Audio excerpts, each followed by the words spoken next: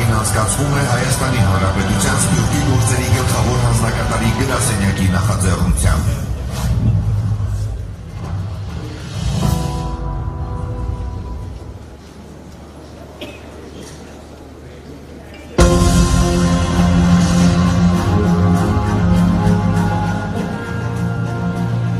Բարև ձեզ,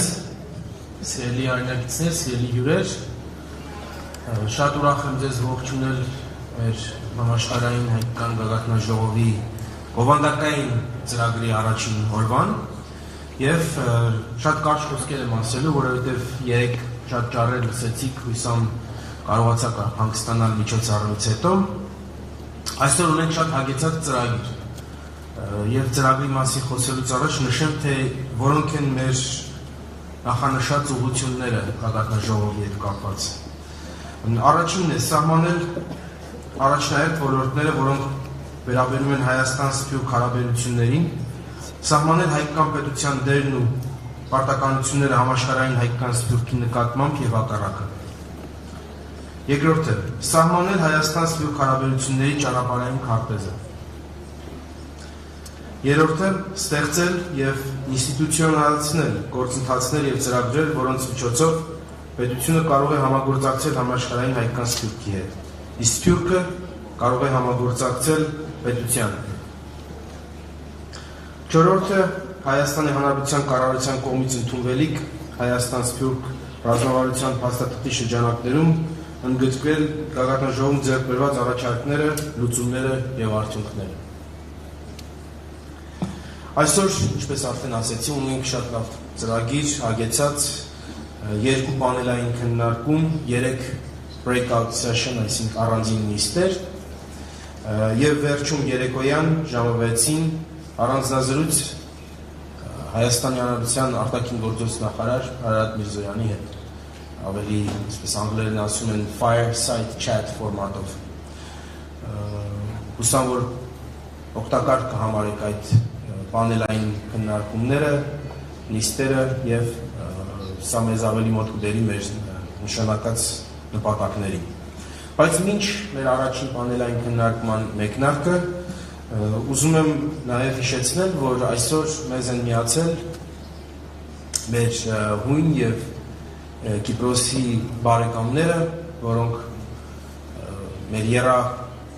երակողմ ձևաչափով համագործակցում են Հայաստանի Հանրապետության հետ, ինչպես գիտեք, Հայաստանը, Հունաստանը եւ Կիպրոսը ունեն համագործակցության ձևաչափ եւ մենք բոլոր բնագավառներում համագործակցում ներառյալ նաեւ մեր սփյուռքերի հետ հարաբերություններում։ Հետեւաբար այսօր մեզ հետ ներկա է Հունաստանի Սփյուռքի գծով արտգործ նախարար, արտաքին գործերի փոխնախարար Անդրեաս Կացանյոտիսը, ինչպես նաև Կիպրոսի նախագահական հանձնակատար Ֆոտիս Ֆոտյուն։ Ես ուզում եմ սկսել բեմ հրավիրելով պարոն Կացանյոտիսին եւ նա կուզի մի քանի խոսք ձեզ փոխանցել։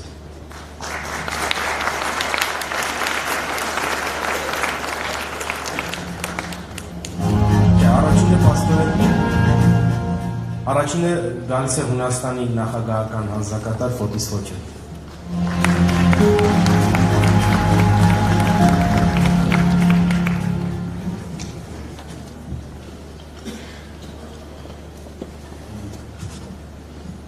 Honorable High Commissioner for Diaspora of Armenia, my dear friend Zarek, Honorable Deputy Minister of Foreign Affairs of Greece, my dear friend Andreas, distinguished guests, ladies and gentlemen.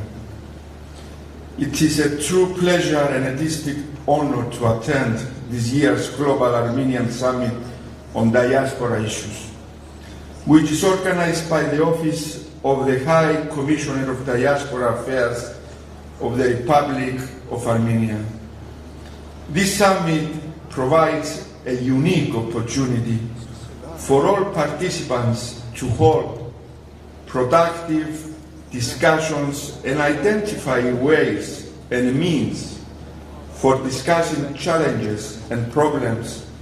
of universal importance for diaspora representatives and their local counterparts. I extend my heartfelt congratulations to the organizers, and especially my friend Zarek and his friends, associates. You have done a very good job, my friend, and congratulations. The trilateral cooperation among Cyprus, Greece, and Armenia is a reflection of our country's long-standing and brotherly relations.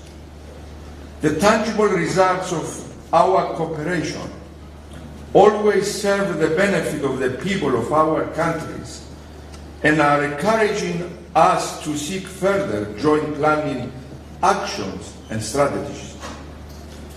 The Armenian, Cypriot, and Greek people, dear friends, do not share only strong cultural, religious, economic, and other social bonds. We are united by our joint struggles for survival, as well as by a deep and profound respect to the international law, the universality of human rights, and for international stability. In this regard, we all heartily cherish the evolving political cooperation and the subsequently closer mutually beneficial ties between the government of the Republic of Cyprus, the government of the Hellenic Republic, and the government of the Republic of Armenia. While the past legacy of Armenians of Cyprus are the best ambassadors of Cyprus-Armenia relations, we are currently seeking to complement this legacy by exploring new areas of cooperation. In that regard, I will not cease to reiterate that Armenia should always consider, my friends, Cyprus as her best supporter and ambassador within the European Union. The Armenian community in Cyprus is characterized by its long history, as well as its vibrant and extrovert nature. Its profound and distinct positive influence can be witnessed everywhere in our country. We have around 4,000 Armenians living in Cyprus, which are an indispensable part of our society. We encourage this community, especially the new generation, to know their roots, their history, and their culture. We are doing our best through schools and other initiatives to support them. Dear friends, Cyprus was the first country to address the recognition of the Armenian genocide at the UN General Assembly of 1965. The House of Representatives of the Republic of Cyprus has been one of the first parliaments, the second in the world, to adopt a resolution on the recognition of the Armenian genocide in 1975. In fact, the House of Representatives of the Republic of Cyprus, with its relevant decision on April 2, 2015, has criminalized the denial of the Armenian genocide. Ladies and gentlemen, the organized diaspora of our countries, the three countries, has proved in the past how powerful and influential they can be. Their energy, your energy, means and vision could become powerful assets of our countries. On the 24th of June, we have signed in Patra, Greece, a trilateral memorandum of understanding on diaspora issues. The MOU further strengthens and deepens the cooperation between Cyprus, Greece, and Armenia. Yesterday, we have agreed to further develop cooperation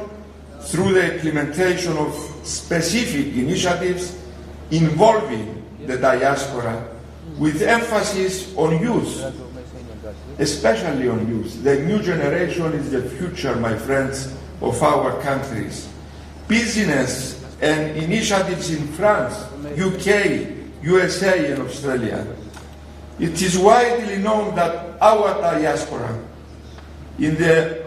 aforesaid countries is well organized and has excelled in representing their fatherlands abroad.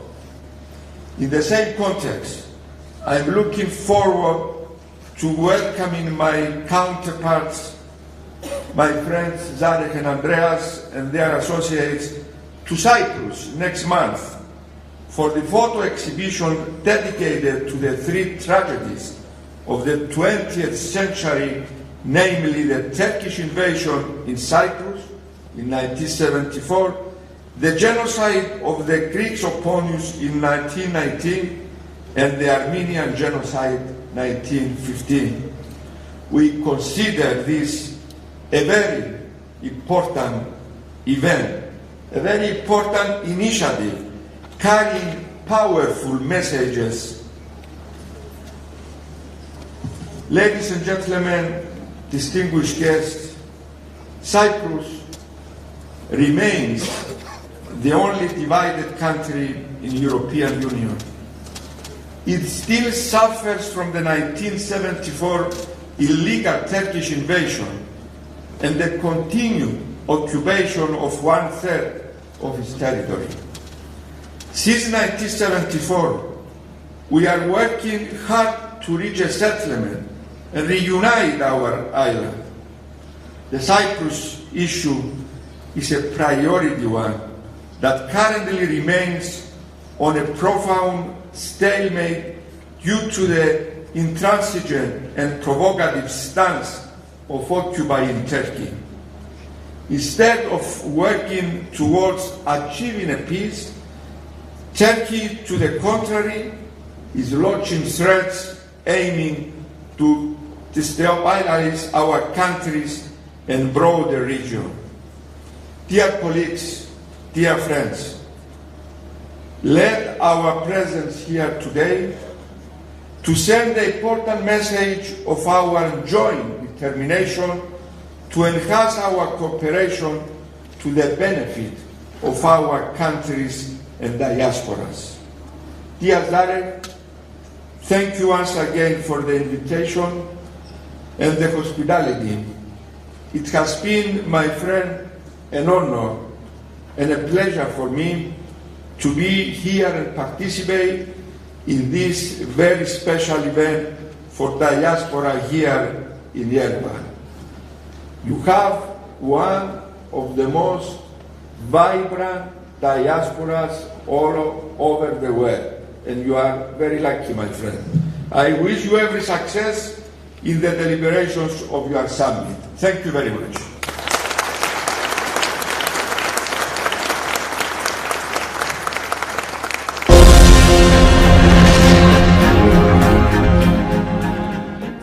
Thank you, dear Fotis. I am very lucky indeed, and I do realize that. And part of my luck is present here in this audience. And thank you for those kind words. I assure you and Andreas, you as well, that our cooperation will deepen in the future, and we have much good things to do. But with much ado, I would like to invite now Հայրեն ասեմ, իսկ այժմ կուզեմ հրավիրել Հունաստանի Հանրապետության փոխ արտգործնախարար Անդրեաս Կացանյոտիսին, որը կներկայացնի իր խոսքերը։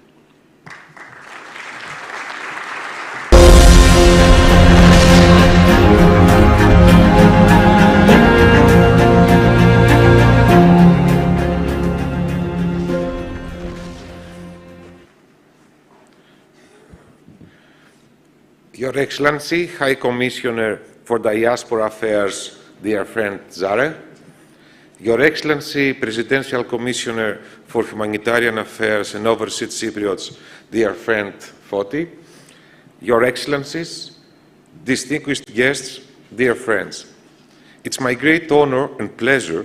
to address your important gathering the Global Armenian Summit, which takes place here in the beautiful city of Yerevan. I'm truly happy to find myself among dear friends just a few months after our last trilateral meeting in my hometown, Patras. It was in Patras that we also signed the important Memorandum of Understanding between Greece, Cyprus, and Armenia, setting the foundation for an intensified cooperation of our three countries in the field of the diaspora. On a bilateral basis, our two countries have already a long tradition of cooperation in this area, which culminated in the signing of the Memorandum of Understanding in 2017. Our trilateral cooperation makes all the more sense as Armenia, Cyprus, and Greece have a rich historical background and strong spiritual, cultural, and religious bonds. The traditional ties of friendship between our peoples are based on shared values, parallel history, and long-lasting community links and vast diasporas around the world. Our common Orthodox Christian faith is yet another cohesion factor among our nations. In the past, our peoples went through very similar, often tragic historical events. Having learned our lessons, we persevered as nations and live today in our independent states. However, we shall never stop working together in order to achieve international recognition of the Armenian and Podian genocide, as well as rectification of the illegal occupation in the northern Cyprus. We are going to witness a manifestation of this commitment with our first common project, which is the upcoming photographic exhibition on the three national tragedies of the 20th century, opening in about 2 weeks from now in Nicosia. Dear friends, engagement and networking with the diasporas is an important strategic function in today's challenging times. Diaspora communities exercise soft power in a distinct manner, and they should not be avoided in the policy-making process. Not only do these communities promote their homeland's culture and spirit through their personal successes, but are also key players in the international political field. They mobilize and undertake initiatives and lobby host countries to shape policies in favor of the homeland. As stated many times, it is our national duty to embrace the needs of our diasporas so as to foster a mutual understanding between the communities inside and outside of national borders. Yet, it is rather crucial to identify synergies between the diasporas and the national states in order to expand the cooperation on a local basis. In other words, expatriate Armenians, Cypriots, and Greeks in their organization shall be encouraged to get actively involved when diaspora policies are being drafted. The outcome of any initiative shall be experienced by those primary concerned and affected. In closing, I'm certain that it remains clear that our countries attach great importance to this trilateral form of cooperation, aiming to project the historical truth of our common causes and national interests internationally, and hoping that our excellent cooperation will move forward in a fast pace. I would like to congratulate the organization of this important gathering and wish a successful outcome of this summit work. Thanks.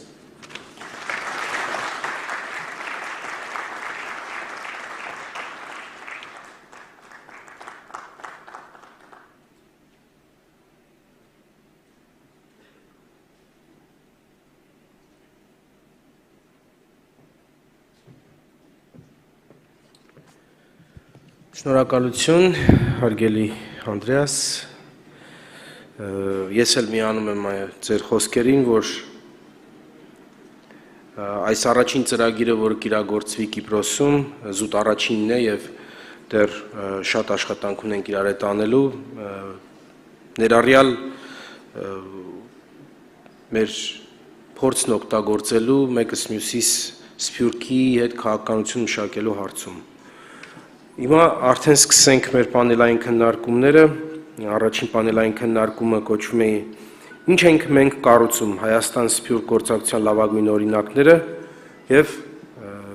կուզեմ բեմ հրավիրել պանելային քննարկման մասնակիցներին։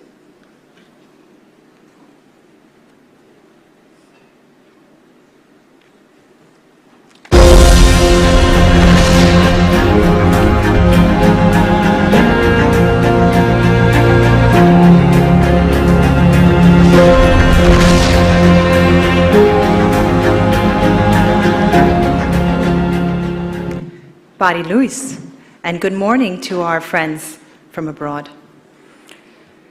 Բարի եկաք ժողովուրդ ջան, ուրախ եմ, որ հոսենք միասին հավաքված բարի նպատակով, մեր ամենակարևոր գաբը սերն է, և սերով ու սիրելով մեր փայլուն աբական պիտի սարքենք։ Սկիզբը ես չուզեցի այստեղ գնալ ձեր առջև, քանի որ հայրենս իդեալ չէ։ Ադենմեյմը կամ ասեմ շատ ադեն կսխանիմ և պիտի սխանիմ։ Բայց հետո նշմարեցի, որ դուք ամենդ հավաքված գնաք ինձ ներել, չէ՞։ Thank you. Ասել է ճիշտ եմ, ինձ գներեք իմ սխաններուս։ Սերով ու սիրելով իրար գներենք, որ չափ որ կարելի է, ամեն մեկուն սխանները կարելի է, որ ներենք ադենմեյմը, չէ՞։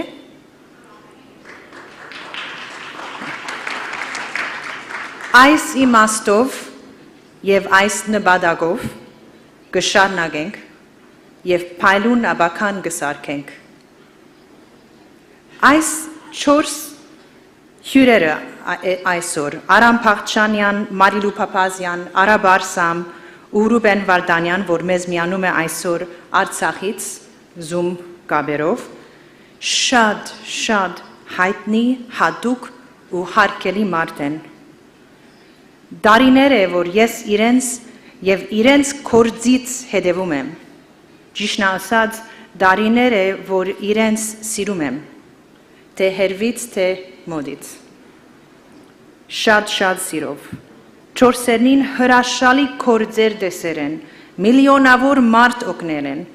և իրենց կազմակերպությունները ամենը զերո են սկսյալ, չի տեսնված ֆանտաստիկ գործեր և գաղափարներ են իրագացնել։ Ամենասիրելի բառը հայերենի ֆանտաստիկ է։ Ֆանտաստիկ գործեր դեսեր են։ Եվ չի տեսնված բան իրագացնել են և մեզ ցույց տվել են, որ ամեն բան հնարավոր է։ Այսօր մենք արույթ ունենք սորվելու իրենց օրինակեն, իրենց գործերեն և իրենց իմաստությունեն և շատ ուրախ եմ այս արույթով։ Հիմա պիտի անցնեմ անգլերենի մեր panel discussion-ի։ Եթե ուզում եք անշուշտ թարգմանությունը օգտագործել և լսել Հաջի Սրամեցեք ձեր մեքենաներով։ Ես գիտեմ արդեն, որ հայրենս խառնված է արևելահայ և արևմտահայերեն, գերևի 3 տարի Երևան ապրելով արդեն դարձել եմ սփյուռքաստանցի։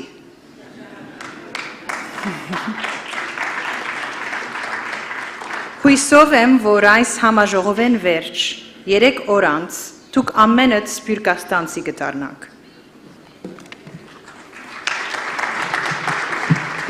Uverç. Mi hadel announcement, հիմա որ դառնամ անգլերենի, եթե գուզեք, if you would like to ask questions in the course of our panel discussion, there's a very special innovative system that this conference is using. It's called Slido, S-L-I-D-O, Slido. And there will be this QR code throughout the session. If you would like to scan it now, it will take you to the chat room of this session. So if you would like to ask questions, you can enter on your phone. You can even vote for someone else's question if you want us to ask it. And then we will see the questions coming in online and try to get to as many of them as possible to be able to answer as many questions. So now we'll move over to the panel and pick up the mic.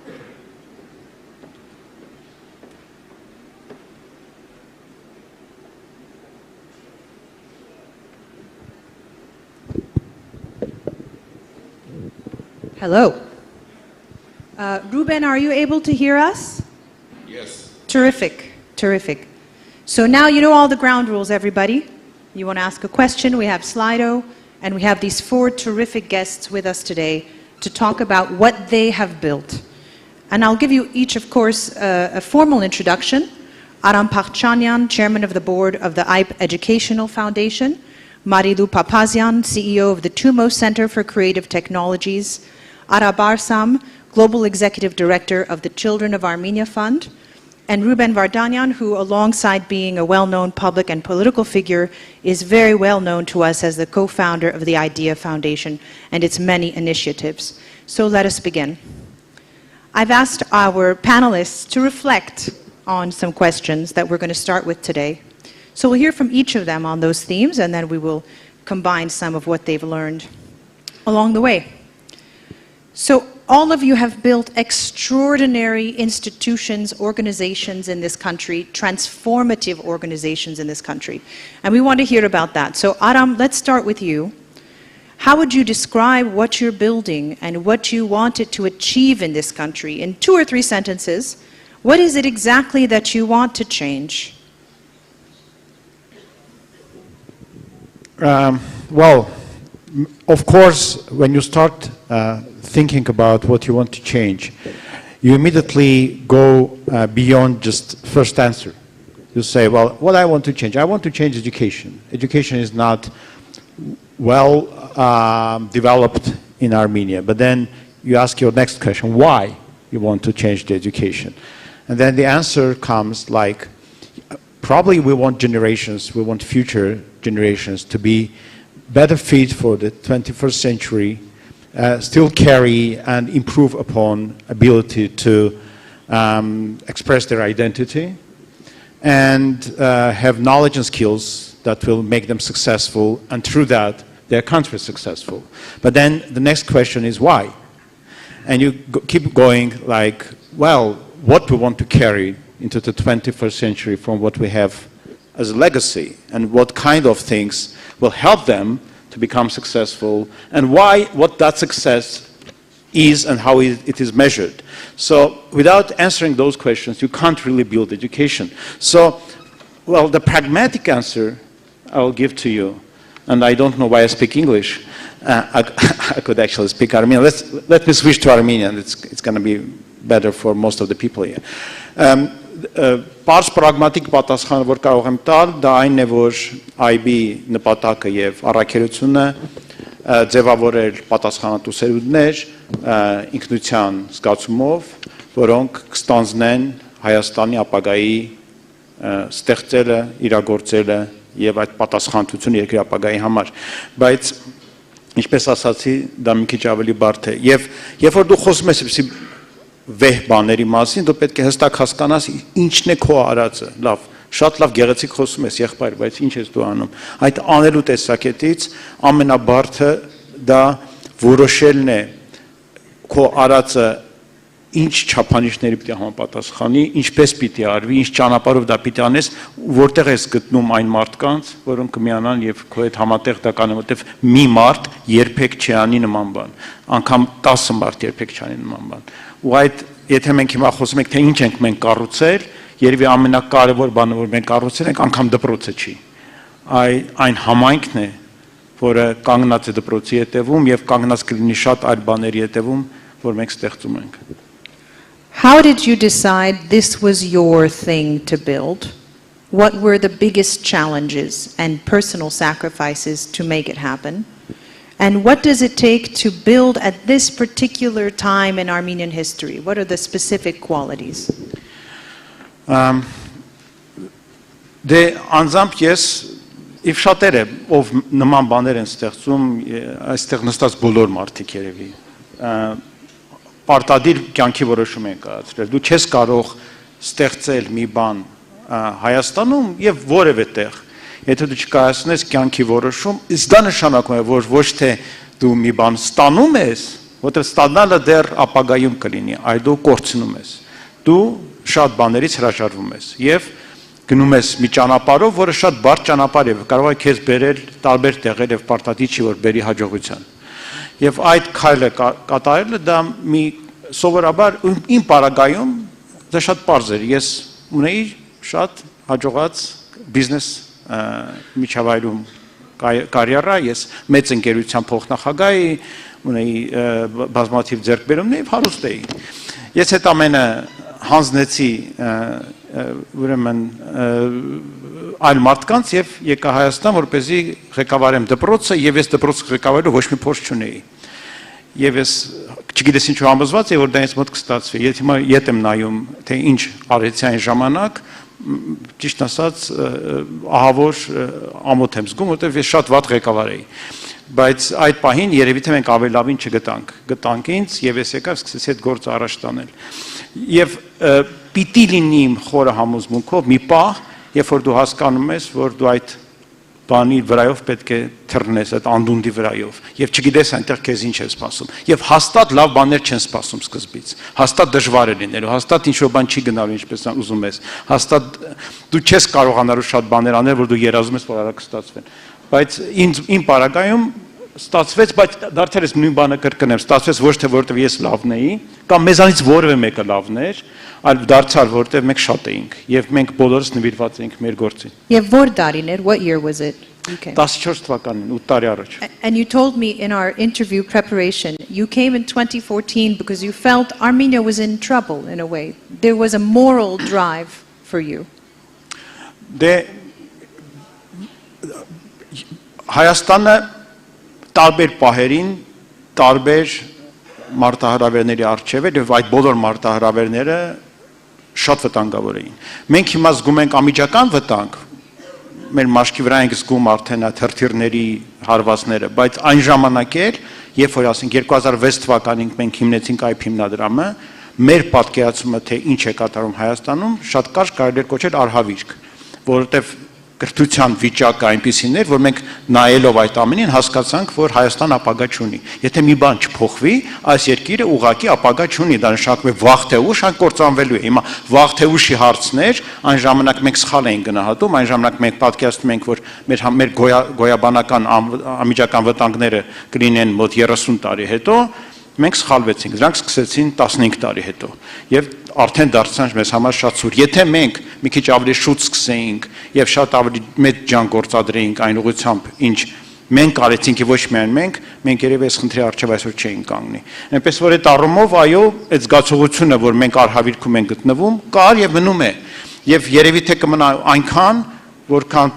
պետք է, որպեսզի մենք սթափ եւ արդյունավետ աշխատենք, որպեսզի այդ արհավիրքները հաղթարենք։ Thank you. Marilu,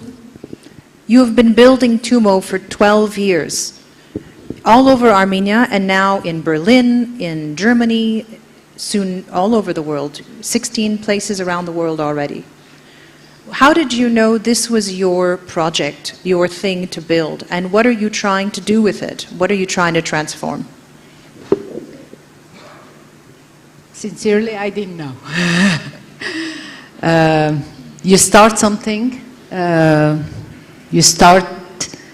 thinking big, and you never know that the future is so close,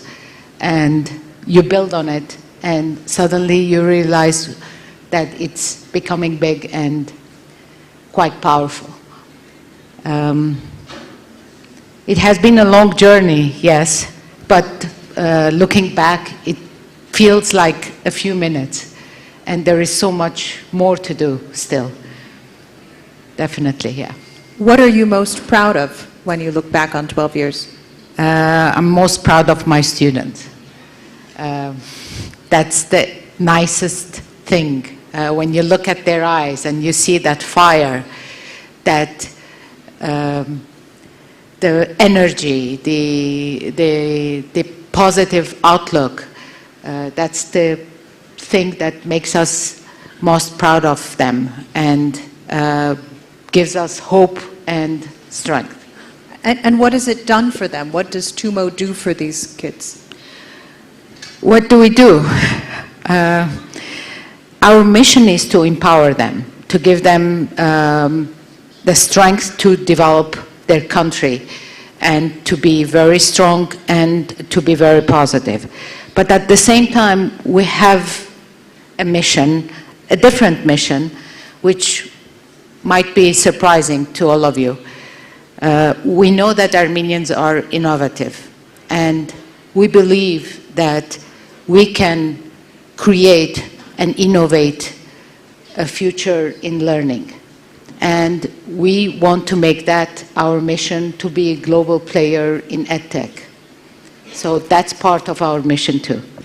And my last question, you told me that all of these places you've opened, you've been invited by very wealthy countries to open what was really a solution that was proposed in what they would consider a developing country, certainly. And you told me that opening in Berlin, and tell us some more of the locations, actually strengthened your work here. How did that happen? Yeah, it started with Paris, and then it started spreading, and now it's not stopping. So you have centers, TUMO centers. Yes, we have a TUMO center in Paris, in Lyon, in Berlin, in Tirana, in Kiev, in Moscow, in Beirut. We're working, yesterday I was in LA, we're working to open one in 2023, a big one in LA, in Pittsburgh, in hopefully Tokyo, in India, and it's spreading. So that gives us a lot of strength because it validates what we're doing. It makes our students proud of what they have, and definitely it creates ties between all these countries. It's not anymore them looking to us as how can we help Armenia? It's us really helping them. And that is something very powerful. The network that we are creating is amazing. The people that are involved in this project are becoming, the group of people are becoming more and more powerful. And I think that will bring a lot of, that will enrich Armenia, and it will create a lot of ties between Armenia and the world. Armenia is not anymore that small country needing help. Armenia is someone that can give to Berlin and to Paris and to Tokyo education. Actually, one more thing I want to highlight. You said that after the 2020 Artsakh-Karabakh war, you saw not just a surge of support, but active participation, people in the diaspora helping you build the next stage of TUMO. And I think this, of course, applies to COAF as well and to many of the organizations represented here. What is that like? What are the interlocking pieces now, this chain of a stronger TUMO that emerged after 2020? It's amazing. Like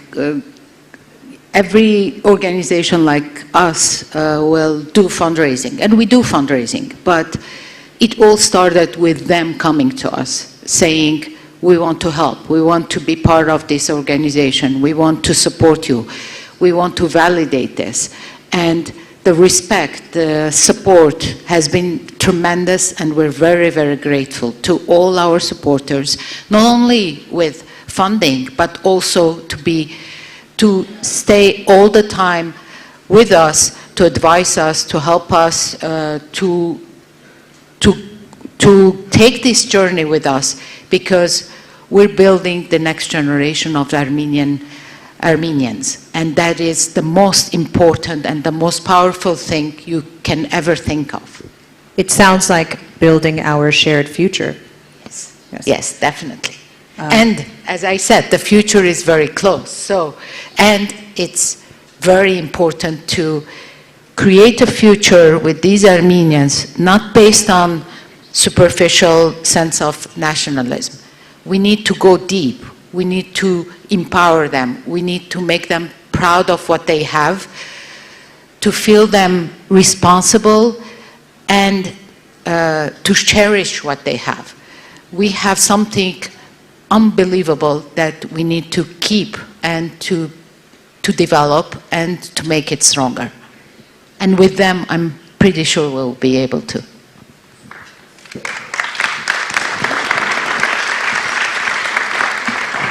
So I feel very blessed in the case of Koaf Ara Barsam, because I was a New York Armenian in the earlier days of Koaf, and I got to see some of what Marilu is describing now, this chain link of collaboration between the diaspora and here. It's always been there, but with Koaf, you know, in a relatively short period of time,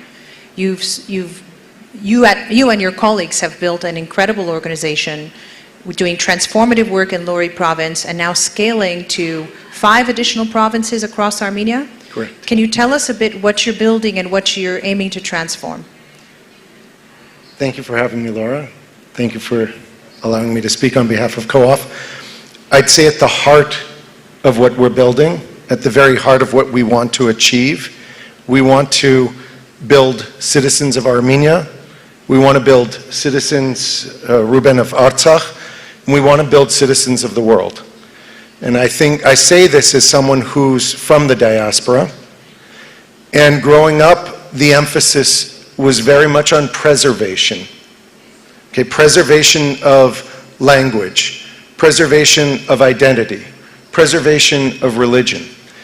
And while those were important, what excites me about what we're trying to achieve in Armenia is that we're here in the front seat of driving an education revolution. And that's across formal education, that's across informal education, and I believe that what we can achieve, what we can build as a shared future is institutions that are innovating and institutions that are taking fundamental responsibility for the wealth of our nation, for the wealth of our diaspora, and that's our human capacity. And I think Mary Lou touched upon this, that what excites us as we build is the fire in the eyes of the children that we reach. So for me, yes, building, scaling, taking COAF's successful pilot in Lori and bringing that to over 10,000 students nationwide, that's what we're building. But it comes from this primary sense of responsibility, of taking fundamental responsibility for our children and for the future they will build. And just to concretize it for those who don't know, you all mentioned education, but you're doing very distinctive things. You know, IPE is running K through 12 education programs. TUMO is doing after-school tech and digital skill acceleration, and, you know, accelerative building of those skills. And you described it as early childhood to job readiness. And some of the kids who've come through COAF are now very much in the job market. They're all grown up. So can you just say a little bit of what you're trying to do with that pipeline? It's a pipeline. And we think of education from early childhood, from the very first moments children enter school, preschool, through to their entry into the world of work. So we offer preschool, early childhood education. That transitions from age 6 to 18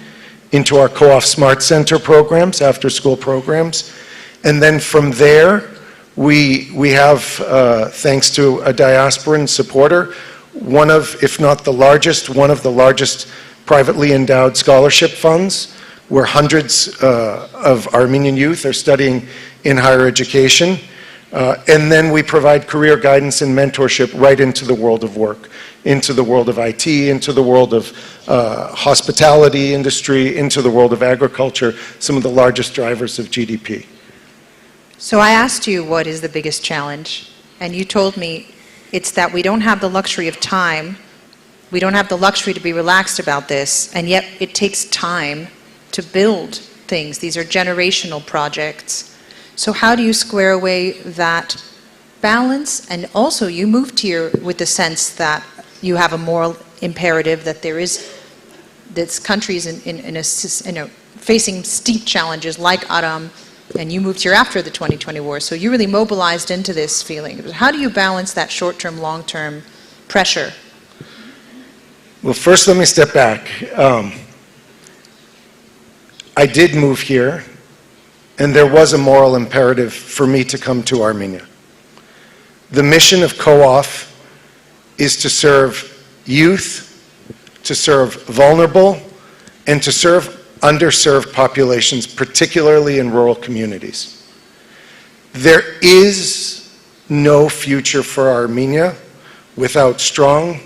without vibrant rural communities. And so I speak on behalf of the 2/3 of Armenians who live outside of urban areas. And they are the ones who are literally living on the borders. They are literally living between us and our borders. So there is to me a moral imperative, not just to provide equal treatment to our children, not just to provide equal treatment to the vulnerable, but to me they make a special moral claim on us. That moral claim is to go above and beyond. So not just to provide equal, but to provide even more. The challenge, as you mentioned, is we know the work that we do. When you're in education, it's not a one-year job. It's a generational time scale. It's a generational time frame. And I think everyone here today feels that same sense of discomfort. Anhankistենք, shamanat chunենք. And yet we know we're running that marathon, that generational marathon, but there's no end, right? There's no finish line. So we know we have to sprint, we know we have to work smart, work fast, but we know we have to be investing in this early, investing in education continuously, and staying that course. Thank you.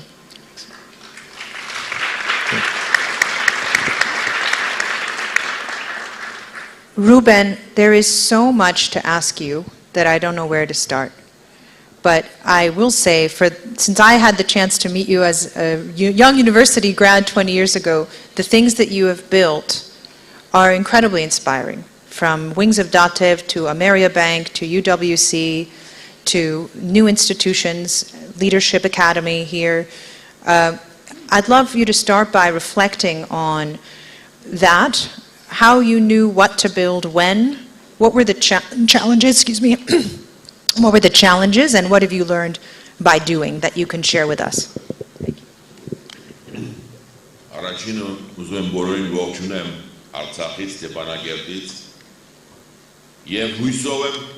եւ գտնում դա շատ կարևոր որ մյուս Global Armenian Summit-ը մենք անցկացնենք Ստեփանագերտում եւ ոչ վախենանք ոչ բանից։ Դա շատ կարևոր է, որ դու անհրաժեշտ ես ասել որ դու Թուրքաստանցի ես, ես մտածում եմ ես ինչ ձևով պիտի պատահի ով եմ, որտեղ համ Թուրքից, համ Հայաստանի, համ Արցախից եմ։ Ժամանակ երրորդ մասն էլ չպակասում է այսօրվա սամիթի, մենք խոսում ենք Global Diaspora Armenian, բայց 120,000 մարդ որ ապրում է Արցախում, իրանք որտեղ են, իրանք Հայաստանի քաղաքացի են, բայց ապրում են Արցախում եւ ես մեր հարցը է այդ բոլորին մենք խոսում ենք Armeniայի, Հայաստանի եւ Թուրքի հարաբերությունների Արցախը որտեղն է գրավում, որտեղն է այդ զարգացման մեջ, որ մասն է, իրանք Հայաստանցի են, թե իրանք Սփյուռք են արդեն դարել, դե մեր մեջ հասկանանք, համար առաջին ուզում եմ ողջունելով ասեմ, որ անուն քունելու եմ, նույն որ սենց միջոցառումա մեջ Արցախի բառը չի հնչել եւ չի հնչում։ Երկրորդը, վերջին 20 տարին պատասխանատու արդեն ուզում եմ ասեմ, որ գիտեք մի հատ լավ ոնց կար ավետարանում որ պատմություն է որ մեկը գնում է ճանապարհով եւ տեսնում է մի խումբ մարդկանց որոնք ինչ որ բանով են զբաղված մոտիկանում է առաջին ասում է ինչ ես անում ասում է չես տեսնում քար եմ քաշ տալիս կողքի կայնատին է հարցնում ինչ ես անում ասում է փող եմ վաստակում իմ ընտանիքը պահելու համար երրորդին կողքի կայնացում է ինչ ես անում ասում է ես եկեղեցի եմ կառուցում ես ուզում եմ փոխեմ ասեմ մենք նույն ձևի պետք է փոխենք մեր մտածելակերպը որ մենք պետություն ենք կառուցում մենք հայրենիք ենք կառուցում ոչ թե փող ենք աշխատում ոչ թե քար ենք քաշ տալիս եւ այդ մտածելակերպը վերջին 20 տարին եւ Նովարախյանի հետ եւ Գորնա Ապետյանի եւ Անդրեյ Անդոնյանի եւ հարավոր մարդկանց հետ մենք փորձում ենք ասենք որ պետություն կառուցելը, հայրենիք սիրելը դա կենաց չի, դա գործ է, ամեն օրվա գործ է որ պետք է անես։ Եվ դա պատասխանությունն է մեր բոլորի օրենքավորության մասին։ Եվ ուզում եմ ասեմ որ մենք պետք է հասկանանք որ այս իրավիճակը որ մենք ունենք մենք ենք ստեղծել, ոչ թե մեր թշնամին, մենք ենք մեղավոր եւ մենք ենք հասել այս իրավիճակի, որտեղ մենք 30 տարի չենք փորձել անենք այն ինչու պիտի անենք, կառուցենք երկիր, որը մենք սիրենք, որը պետք է հպարտանենք ծառայելու, հպարտանենք եւ տերել ենք մեր հայրենիքի համար, տերնելով ոչ թե սեփականատեր, այլ տեր որ պատասխանություն է կրում։ Համար վերջին 20 տարին 2002 թվականից մենք մեծ խմբով մարդկանց ասում ենք որ մենք ունենք լուրջ խնդիր, մենք ստացել ենք անկախություն, մենք ստացել ենք հայրենիք, բայց մենք չենք կառուցում ոչ միայն պետություն, բայց հասարակություն, որի մեջ կա եւ պետական, եւ ոչ պետական, եւ մասնավոր, եւ հասարակական կազմակերպությունների ինստիտուցիոնալիզացիայի եւ մոտեցումը, որ դա ոչ թե անձնական է, այլ իսկապես մտածելակերպը երկարաժամկետ հայրենասեր եւ ինստիտուցիոնալ մոտեցում լինի։ Այդ ենք փորձել Արարյան, այս եմ փորձում վերջում անեմ այս 20 տարին, հաջողված եւ ոչ հաջողված, դուք գիտեք 700 պրոյեկտ ենք մենք մասնակցել Հայաստանում եւ Հայաստանից դուրս հայկական աշխարհում, որի դասեմ ազնիվ, դա դեպի խոսենք դրա մասին, բարձ 700 պրոյեկտից մոտավորապես մենք դասել ենք մոտ $400 միլիոն գումար, որի 150 պրոյեկտը հաջողված չեն եղել, մենք տապալվել ենք, մենք չենք արել ճիշտ, մոտ 200 պրոյեկտը մենք միջևա շարունակում ենք եւ դատու դարի որ դու պետք է պատերաստ անես ու չնեղանաս, չներվես քո հայրենիքի, իրանք չունես նեղանալը, ես նեղացել եմ, ինձ լավ չեն ընդունել, ինձ պետությունը չի շնորհանդվել, ինձ չի ասել շնորհակալություն, կամ ինձ չի հրավիրել, կամ հրավիրել է ինչ-որ միջոզարմանը, ես դա չեմ ընդունում, ես ասում եմ դու սիրում ես քո հայրենիքը, դու պետք է իրանք չունես ասելու տենց բաներ, որ ես նեղացել եմ կամ ես չեմ ընդունում ինչ-որ մեկի կառավարման ոճը, որտեղ մենք անում ենք ինչ-որ մենք մեր հայրենիքի, մեր հայրենիքի համար եւ մեր երեխեքի համար, որոնք այսօր 5 տարեկան են եւ պետք է ապրեն մեր հայրենի հողի վրա, եւ Արցախում, եւ Հայաստանում։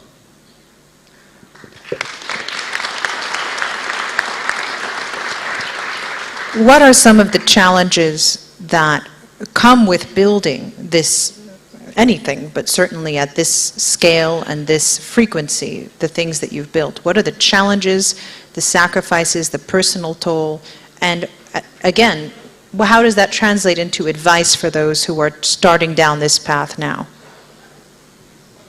Առաջինը ասեմ եւ դա միշտ ասել եմ, դա անտարբերությունն է։ Ինձ սպանում է անտարբերությունը, որ մեր մեջ կա, եւ մենք չենք հավատում ոչ մեկին, մենք անտարբեր ենք ինչ է դրա մեր շուրջը, մենք չենք հավատում ոչ մեկին, առանց հավատալու մենք ոչ մի բան չենք կառուցելու, առանց հավատալու առաջնորդներին, ղեկավարներին, առանց հավատալու իրար կողքի կանած աշխատող մարդկանց հետ հարաբերություններին, մենք չենք կարող հաջողության հասնել։ Դրա համար անտարբերությունը եւ այդ հավատքի պակասությունը շատ ուժեղ է։ Եվ երրորդը մենք չենք հավատում մեր ապագային, մենք չենք տեսնում մեր ապագան երկարաժամկետ։ Դա շատ կարևոր է։ 20 տարի է խոսում ենք, որ պետք է մտածենք ոչ թե մենք ինչով պետք է անել այսօր, բայց ինչով մենք այսօր անում ենք ոնց է մեզ օգնելու 20 տարի հետո։ Եվ նույն կրթության ծրագիրները եւ այբը եւ տոմոն եւ կոապը բոլորը նույն բանի մասին են։ Ոնց ենք մենք ստեղծում նոր սերունդ, որ ուրիշ մոտեցումներով, ուրիշ արժեքներով եւ ուրիշ գիտելիքներով կարող հաջողության հասնի։ Եվ դա կարևոր հարց է, եւ դա պետք է մեր միջավայրի մեջ դա դառնա հիմքը, ոչ թե գործ կպցնելով եւ արագ փող աշխատելով ապրենք, այլ ոնց անենք տենց, որ մենք կարողանանք իսկապես ունենանք երկիր, որ մարդիկ սիրեն իրար երկիր։ Մենք չենք սիրում մեր Երևան քաղաքը, մենք չենք սիրում մեր հայրենիքը, եւ որ մենք աղբը գցում ենք մեքենայից, դա է որոշում, որ մենք չենք սիրում մեր հայրենիքը, ոչ թե երբ որ դու կերած ես ասում։ Մենք չենք սիրում մեր հայրենիքը, երբ որ մենք քուլ ենք տալիս, որ մեր կողքի շրջապատում մարդիկ անեն ինչ որ անում են, եւ դա ընդունելի է ասում մենք ինչ այն պետությունը պիտի որոշի։ Այդ անտարբերությունը եւ այդ զգացողությունը, որ ես պատասխանատու չեմ, ինչ որ մեկն է պատասխանատու, դա ամենադժվար բանն է։ Եվ այդ անտարբերությունն է, որ ինձ միշտ դարձել է շատ էմոցիոնալ վիճակից հանել են, որ ես զգացել եմ, որ դա անընդունելի է եւ շատ էմոցիոնալ եմ միշտ ես ռեակցիան տվել։ Եվ մյուսը, ասեմ լարա, այս էլ շատ կարևոր, մենք կորցրել ենք հարգանքը դեպի աշխատանք։ Մենք աշխատող ալենք ենք եղել, մենք աշխատանքը չենք հարգում։ Մենք աշխատող մարդուն չենք հարգում, մենք չենք հարգում վարպետին, մենք չենք հարգում մարդու, որ 12-10 ժամ աշխատում է փող ավաստակում։ Լավ կղենեն ա, որ փող գործ կպցնի, փող առնի, ու իրան լավ զգա, որ ինքը ամիսի մի անգամ գնում այն չէ, մի հատ փող ավակում։ Դա ես ասում եմ դա անընդունելի իրական մենք հայերս միշտ եղել ենք ամենակրթված ազգը։ Մենք եղել ենք ամենաաշխատող ազգը։ Ես չեմ մոռանալ Լիբանանի խոսքը Սինգապուրի վարչապետի, որ ստեղծած Սինգապուրը, որի մեջ առաջին անգամ ինքը հանդիպեց, մենք ընթրիքի ենք մի քանի հոգով, ես միակ հայն էի։ Ինքը ասեց Ռուբեն, դուք իմանաք, մեր համար հայը Սինգապուրում դա սպիտակ մարդու օրինակն է, որտեղ կրթված աշխատող այդ հայերն են, որ Սինգապուրում եւ ռաբոթոտելն են ստեղծել եւ եկեղեցի են կառուցել եւ դատավոր են եղել։ Դուք հասկանում եք մենք ինչ են գործել, այդ հարգանքը դեպի հային, որը կրթված աշխատող եւ մարդ, որը օրինակ է, մենք օրինակ ենք, մենք դառնում ենք հիմա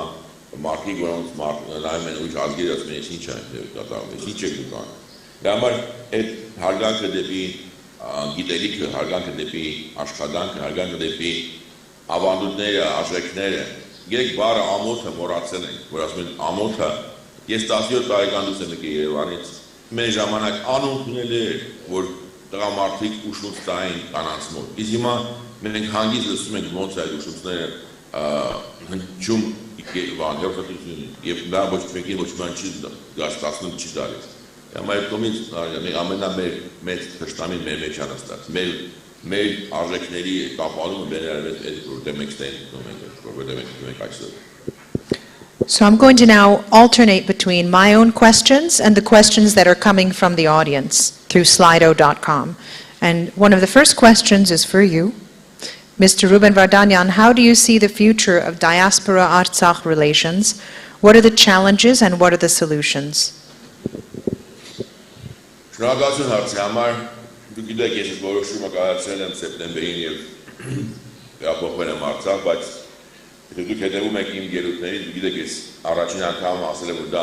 ինչու կատարում է Արցախում կարմիր գիծ եմ համար, հոկտեմբերի 5-ին 20 թվականին պատերազմի ժամանակ եւ ես սեպտեմբերի 27-ին առաջին օրը պատերազմի եկա Ստեփանակերտ, նվաստացա որ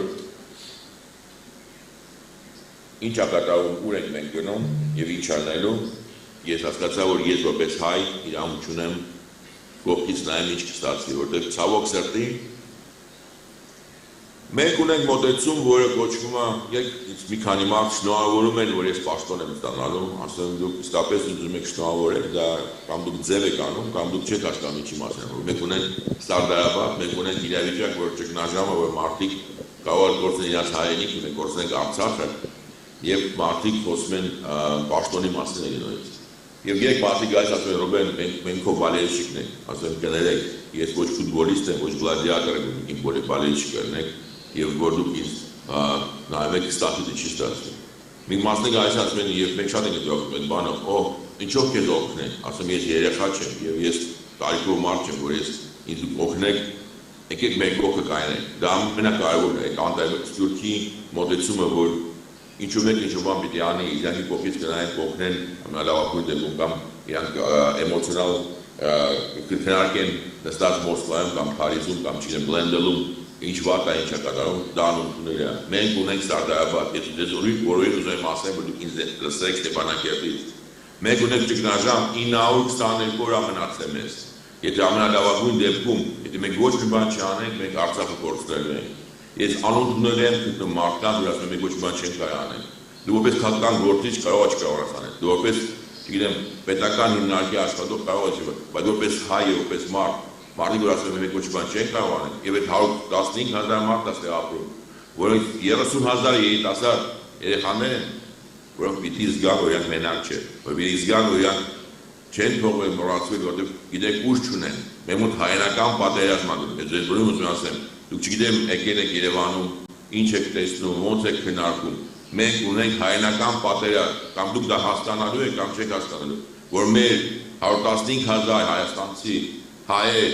չգիտեմ, սփյուռք, ոնց ուզում եք նշեք, արցախցի, չգիտեմ, ինչ ուզում եք, վտանգի առջև կայնած են, ու մենք անտարբերությամբ դա դարձում ենք ամենամեծ վտանգը մեր։ Ես դա ուզում եմ նշեմ, ես այս դուք կգնայիք շատ էմոցիոնալ եմ ասում, բայց ես ուզում եմ, որ դուք ճգնաժամի ժամանակ պետք է մենք ազնիվ ենք, ու իրար աչքի իրար պարզ խոսանք, իրավունք չունենք ձևական բաներ, իրավունք չունենք այդ փափկացնենք ինչ բաներ, մենք ունենք ճգնաժամ, կամ մենք այս 900 օրվա մեջ լուծելու ենք հարցը անվտանգության Արցախի, կամ մենք դնելու ենք ձևը, որ Արցախում մարդիկ զգան իրենք մենակ չեն, թողված չեն, ապագա ունեն և իրանք կան ապրեն և իրանք ունեն ապագա, կամ մենք գործում ենք մեր հայկական աշխարհի ամենակարևոր արմատներից մեկը։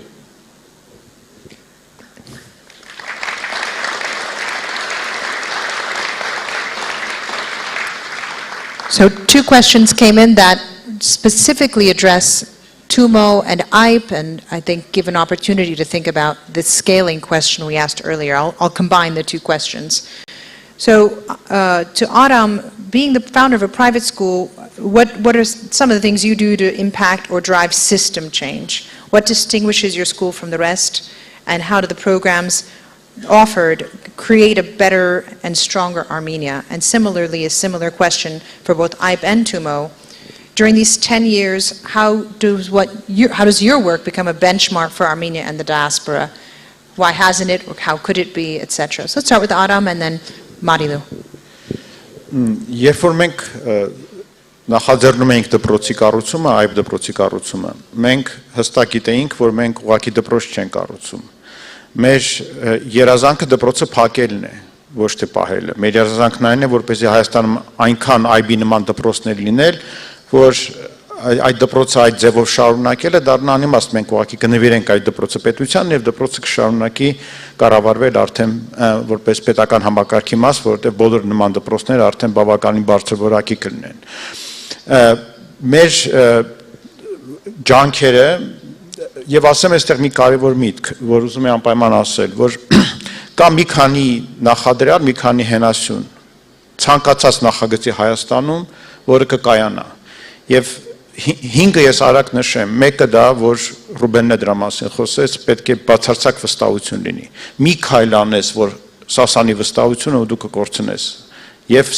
համայնքը, եւ աջակցությունը, եւ ապագան։ Երկրորդը դա մեծ գաղափար ունենալն է։ Փոքր գաղափարներով Հայաստանը մի բան անելը անիմաստ է։ Հայաստանը միայն կարիք ունի մեծ գաղափարների, որտեղ մենք պետք է կայանանք որպես երկիր, ոչ թե մեր մեջ, այլ աշխարհում։ Երրորդը դա պետք է այդ գաղափարի համաշխարհային մակարդակով իրականացում լինի։ Բոլոր նախագծերը, որ այստեղ նստած են, դա նախագծեր են, որոնց գալիս են ուսումնասիրում են աշխարհից։ Այդ դպրոց համարյա ամեն շաբաթ հերթական պատվիրակություն է գալիս տարբեր երկրներից ուսումնասիրելու մեզ, որովհետև մեր մասին լսել են եւ գիտեն։ Նույնը Թումոն է։ Մենք IB-ից անդադ պատվիրակություն ենք ուղարկում Թումո, որտեղ մարդիկ գալիս են հետաքրքրում են, նույնը Քոավն է։ Դա պետք է լինի world class եւ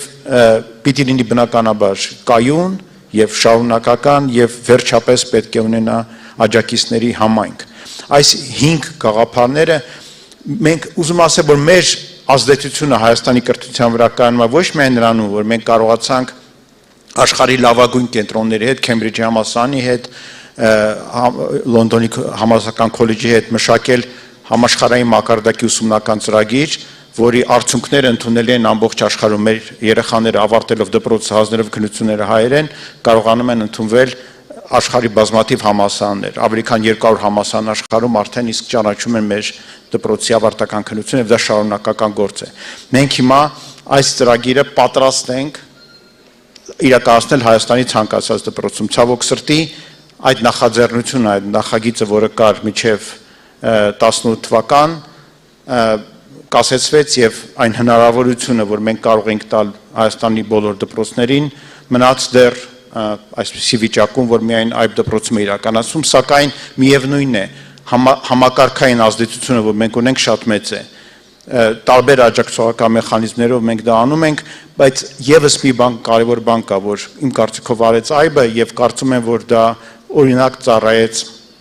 շատ-շատերի, դա որ հնարավոր է Հայաստանում հայկական ռեսուրսներով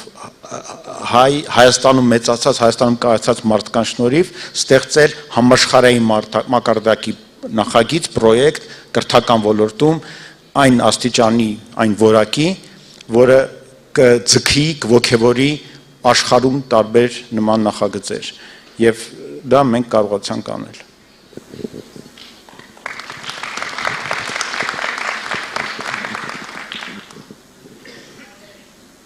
Դժվար է Ռուբենի խոսքերեն վերջ շարունակել, բայց ասեմ, որ ձեր հարցերից մեկը ինչ են մեր դժվարությունները, անկեղծաբար երբ ասարավոտ մտածում էի ինչ դժվարություններ անցել ենք, չնչին փոքր անիմաստ դժվարություններ, ամենամեծ դժվարությունը այսօրվա մեր երիտասարդության դժվարությունն է, շատերդ ինձ նման ճանաչում եք մարդկանց, որ գործընծրել ենք, մարդկանց հետ, որ աշխատել ենք, եւ այդ ամբողջ ցավի մեջ շարունակել աշխատելը դժվար է, բայց եւ այնպես 17 տարի է Հայաստանում ապրում եմ եւ այսօր գիտենք, որ շատ անելիք ունենք, այո, ուշացել ենք, շատ անելիք ունենք եւ թիգունք պետք է կանգնենք մեր երիտասարդության եւ պետք է օգնենք, որ հաղթահարենք այս դժվար ժամերը կամ պահերը։ Ինչ ենք անում լավակույնը տալ։ Մեզ համար Թումոյում շատ կարևոր է, որ ամեն րոպե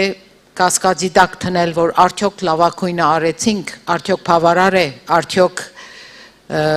ճիշտ արեցինք եւ ինչ կարելի է անենք։ Հաճախ ես ամենամեծ ջղայնությունս անդարբերությունը չէ, բայց երբ մարդ ժամը 5-ին կամ 6-ին ասե, որ իմ օրս վերջացավ, մեր մոտ օրը չի վերջանում, մինչև կեսգիշեր, մինչև երբեմն առավոտ ժամը 2, 3, 4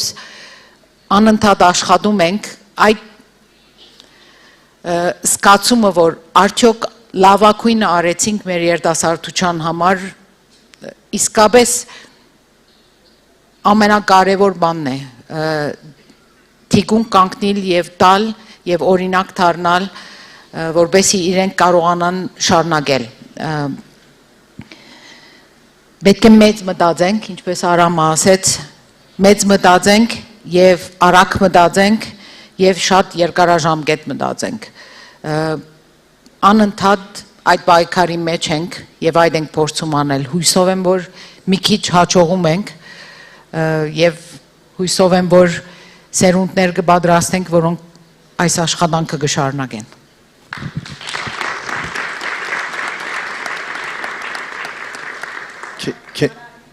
Yeah, maybe I can just add to that. I think we've suffered a lot of challenges. There's been global pandemic, there's been war, there's regional instability, but I think to build on this theme, the greatest challenge, the most gut-wrenching, devastating challenge has been the loss of human life and the loss of young, bright minds. And Co-op within our family, within our youth, has experienced that tragedy. And I think everyone in this room can relate to that. Everyone in this room and everyone joining us from Artsakh can relate to that tragedy. There's, for me, this very real sense that the Armenian expression Urish erecha chilinum, there are no other children. They all are children of Armenia. We are all children of Armenia. And I think we are here today to demonstrate that we are united, we are persisting, we are thriving, and that we have to work together. So for me, this comes back to the question about my unease of time. How do you make change in that limited envelope of time that we have. And to me, the answer is that we have to be building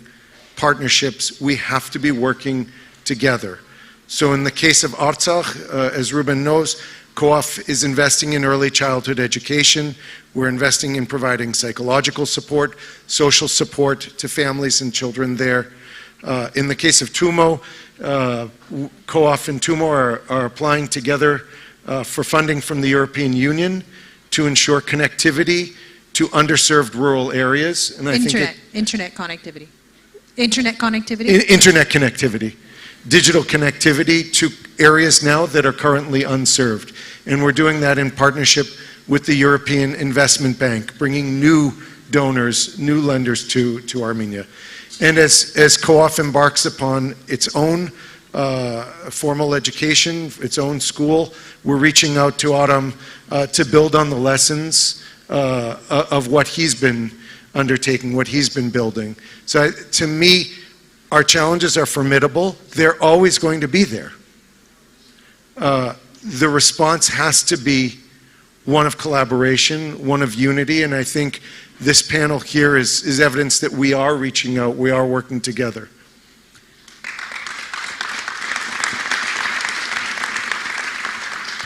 Ruben, I know we have a limited time with you before you have to go back to a lot of work that you're doing. So I want to toss 2 or 3 questions that have come in on the app, the Slido app. The first, someone saying, Mr. Vardanyan, I feel that we've lost trust in people in the work we are doing. How do we rebuild this trust as an anchor for a thriving nation? Second question, what opportunities will your involvement in the Artsakh government bring to the aspiration for Artsakh independence or unification with Armenia? And the third, Mr. Vardanyan, we in the diaspora often feel distant from Artsakh. What can we do as diasporans and students to contribute to prosperity, to a shared sense of homeland in Artsakh?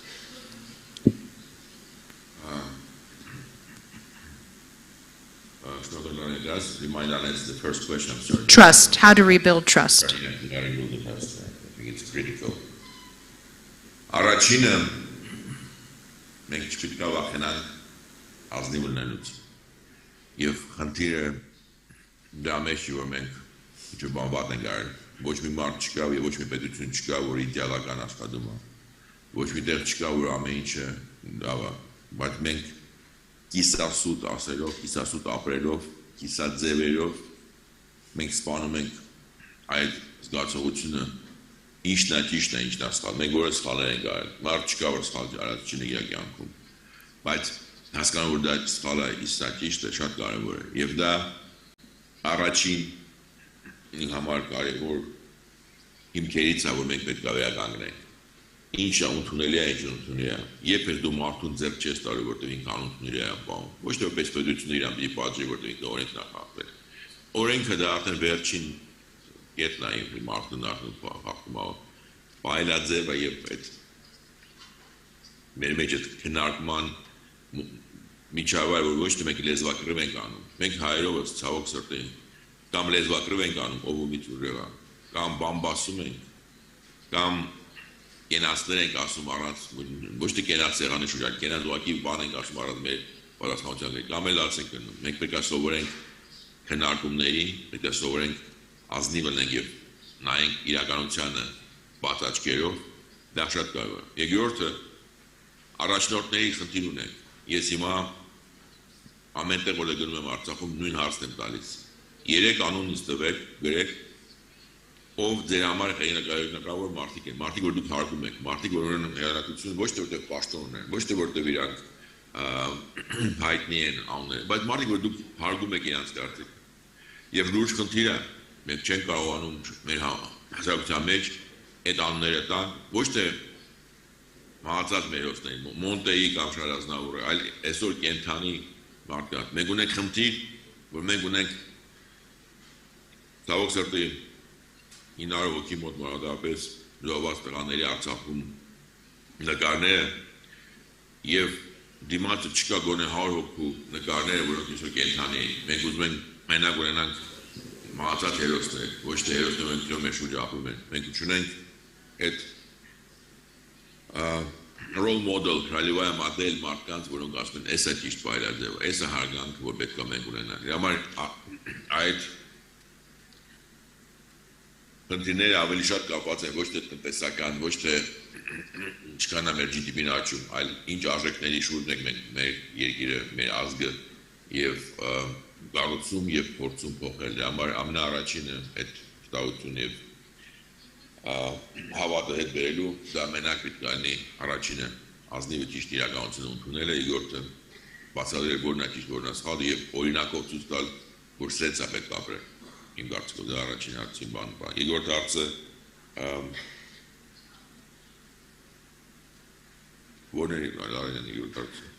how would your involvement and presence in Artsakh impact the aspirations for independence, self-determination, etc., and what can the diaspora do to support the people of Artsakh?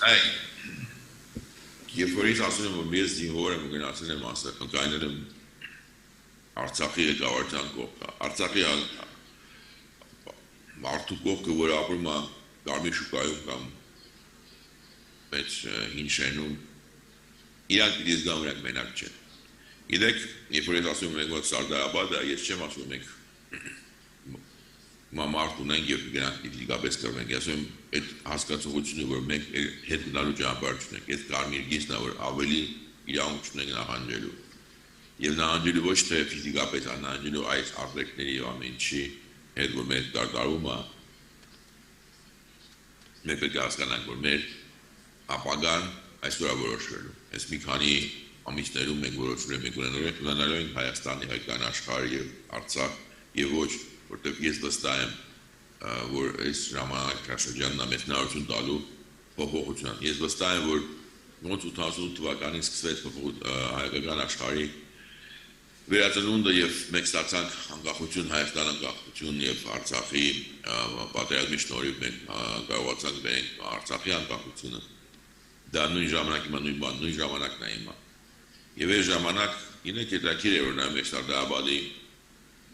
պատերազմի հետ կապված, մարդի հետ կապված թվերը։ Այն ժամանակ Հայաստանում ապրում էր 750,000 մարդ։ Գնացել է կռվի 35,000 մարդ, ինչու՞ 5%։ Ես ուրախ կնեմ, որ 600 հոգի, որոնք եկել են այսօր Global Armenian Summit-ից, 30 հոգին վերկենան ու ասեն մենք պատրաստ ենք զինվորի պես ընենք Արցախի կողքը։ Եվ դա չի նշանակում անպայման, որ դու պիտի ֆիզիկապես գաս ու Արցախում ապրես։ Դա իհարկե ողջունելի է։ Բայց ոչ թե ասես ես այս կարա մեջ չեմ կարա, ես ուզում եմ եմ ինչա պետք է դեր պատրաստ եմ անել։ Դա լրիվ ուրիշ մոտեցում է։ Եվ ես վստահ եմ, որ եթե մենք ունենանք 5% մարդկանց, որոնք պատրաստ կնեն զինվորի պես ոչ թե գնան առաջին գծում հրամատում կրվելու, այլ զինվորի պես օգնեն, կանգնեն եւ զգան իրենց պատասխանությունը Արցախի համար, մենք ամեն ինչ ախտելու ենք եւ դա մեծ ֆանտաստիկ նորություն է։ Ես դու ասեմ,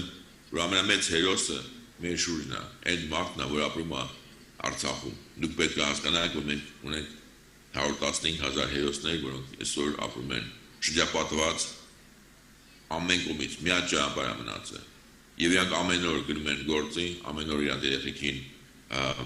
դաստիարակում են ու ուղարկում են դպրոց, եւ մենք դա պետք է ընդհանուր հասկանալով ամեն ինչ անենք, որ իրանք մենք բոլորս կարողանանք դրանից դառնանք ավելի ուժեղ, ոչ թե նորից մեր մեջ այդ պարտության զգացողությունը մի հաղթենք։ Մենք էլ ոչ բան չի պարտվել, մենք այո, պարտությունը 20 թվականի դա մարտական պարտություն է եղել, բայց մենք չենք պարտվել։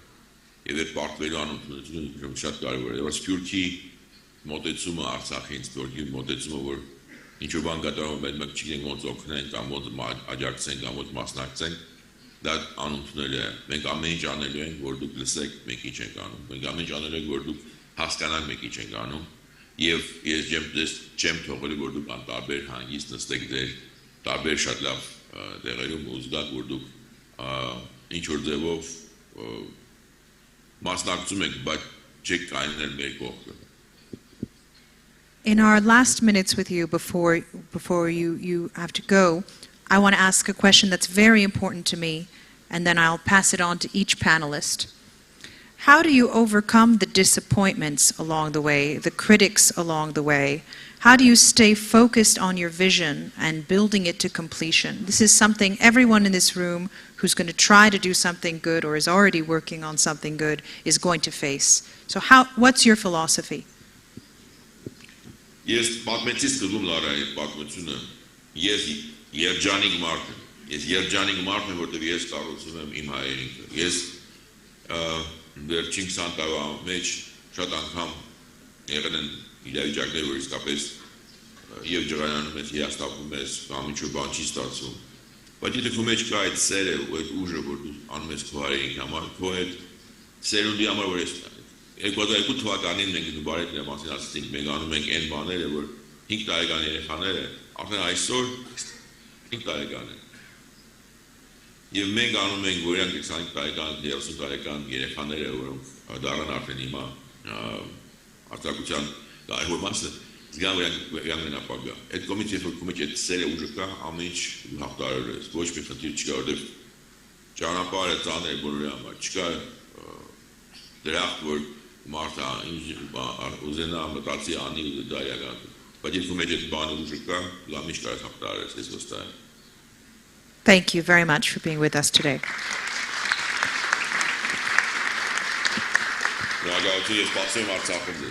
Okay. Aram John, the question goes to you. The disappointments, the critics, how do you stay focused on what you want to build? Yes. Բազմիցս երբ որ ես նաև բացի նրան, որ աշխատում եմ դպրոցում հիմա արդեն որպես ուսուցիչ եւ հոգաբարձների խորհրդում կատարում եմ պատասխանատվությունները, պարտականությունները, ես նաև համալսարաններից մեկում կրթության կառավարում եմ, կրթության կառավարման ծրագիր եմ վարում որպես ծրագրի ղեկավար եւ երբ որ խոսում ենք կառավարման մասին, ընդհանրապես գործունեության մասին որպես ղեկավար, առաջին բանը, որից մենք սկսում ենք, դա առաքելությունն է։ Ինչ ես դու անում, ինչու ես դու դա անում, որն է քո նպատակը։ Հիմա ես նաև ամերիկյան համալսարանում դասավանդում եմ առաջին տարվա ուսանողները, նույն բանն եմ իրենց հետ խոսում, երեխեք, եկել եք համալսարան, որն է ձեր նպատակը, եւ գիտեք, որն էր պատասխանը, որ ես հարցրեցի ինչու եք եկել համալսարան։ Ինձ բոլորը լրացին, ոչ մեկը ոչինչ չպատասխանեց, մեկ երեխաներից մեկը ձեռքը վախվելով բարձրացրեց, ասացի ինչու, ասում է դե մնացած համալսարանը այնքան վատն են, որ ես ստիպված եկա ամերիկյան։ Ասում եմ լավ, ստիպված ես եկել, ասում այո, ստիպված, ես չէի ուզում գալ, բայց ստիպված եկա։ Այդ մտածողությամբ եթե դու առաջնորդվում ես, որևէ խնդիր հաղթահարելի չի լինի, որևէ քամի քողությամբ չի փչի, դու ընդհանրապես ոչ մի լավ բանի չես հասնի։ Բայց երբ որ քո նպատակը հստակ առաքելություն է, Ռուբենի ասած դառնում ես երջանիկ մարդ։ Ինչ է լինի քեզ հետ, որտեղ էլ հայտնվես, ինչ դժբախտություն է գլխիդ գան, դու զարմանալու ես շարունակում ես լինել երջանիկ մարդ։ Ու այդ երջանիկ մարդու վիճակը ստեղծագործելու վիճակն է։ Մենք երջանիկ ենք, երբ որ մենք մեր ամեն քայլով, անգամ տառապանքով ծառայում ենք մեր նպատակին։ Եվ մենք դժբախտ ենք, երբ որ մենք նպատակ չունենք։ Մի քիչ ընդհանրացնելով իմ ասած, ասեմ, որ իմ պատկերացմամբ մեր հանրության հիմնական դժբախտությունը նրանումն է, որ մենք չունենք համընդհանուր հստակ նպատակայնություն։ Մենք ոնց որ մեր գոյության, մեր գոյատևման, մեր շարունակական պահպանման նպատակները կարծես թե ինչ որ փուլով համարեցինք երկրորդական եւ փորձեցինք գտնել մի հատ իրական նպատակ, բայց չգտանք։ Եվ այն ինչը այբում մեզ մոտ, մեր համայնքում մարդկանց երջանկացնում է եւ ինձ, որ մենք հստակ առաքելություն ունենք, ու այդ առաքելությունը ահավոր ոգևորիչ է։ Իմ ամենադժվար պահը, եթե ես ասեմ ինչ է եղել, մի անգամ ուրեմն գնացել էինք Անգլիա, այնտեղ մեր շատ լավ դպրոց կա, կոչվում է Westminster School, Անգլիայի լավագույն դպրոցներից մեկն է, աշխարհի լավագույն դպրոցներից մեկն է, գնացել էինք այնտեղ ուսումնասիրելու իրենց, դպրոցի տնօրենն իմ լավ ընկերն էր, ուրեմն հրավիրել էր, ես մտնում եմ երեկոյան սենյակ, որ հյուրանոցում որպեսզի առավոտյան գնամ արդեն դպրոց, մեկ էլ նամակ եմ ստանում մեր դասարաններից մեկի ծնողներից, որ ուղղված է ինձ, հոգաբարձուների խորհրդի անդամներին, դպրոցի բոլոր բարերարներին, բոլոր ծնողներին, բոլոր աշակերտներին, որտեղ գրված է, որ դպրոցի տնօրենը ի վիճակի չէ կառավարել դպրոցը գտնում է ահավոր վիճակում, ուսուցիչները ահավոր են, ամեն ինչ շատ վատ է եւ պետք է շատ կտրուկ գործողություն անել դպրոցի հոգաբարձության խորհրդին հեռացնել, դպրոցի տնօրենին հեռացնել, նոր կառավարում դնել եւ այլն։ Եվ ես շատ շնորհակալ եմ այդ մարդկանց, որ արեցին այդ տականք քայլը, որովհետեւ դրա շնորհիվ մենք շատ ավելի ուժեղ դարձանք։ Դրա շնորհիվ մենք վերանայեցինք շատ բաներ, փոխեցինք շատ բաներ մեր աշխատանքի մեջ։ Ես անձամբ գնացի սովորելու կրթության կառավարում Անգլիայում։ Շատ բաներ իմ կյանքում փոխվեցին դրա շնորհիվ։ Ես շատ շնորհակալ եմ այդ մարդկանց, որ իրենք շատ վատ բան արեցին։ Եվ ձեզ ասեմ, որ մենք պետք է շնորհակալ լինենք մեր թշնամերին, եթե մենք ունենք առաքելություն, որտեղ իրենք մեզ ուժեղացնում են, իրենք մեզ մարտահրավերներ են նետում, որոնք մեզ օգնում են հասնել մեր նպատակներին։ Ես դա հասկացա իմ կյանքով եւ ուզում եմ ձեզ հետ կիսվել։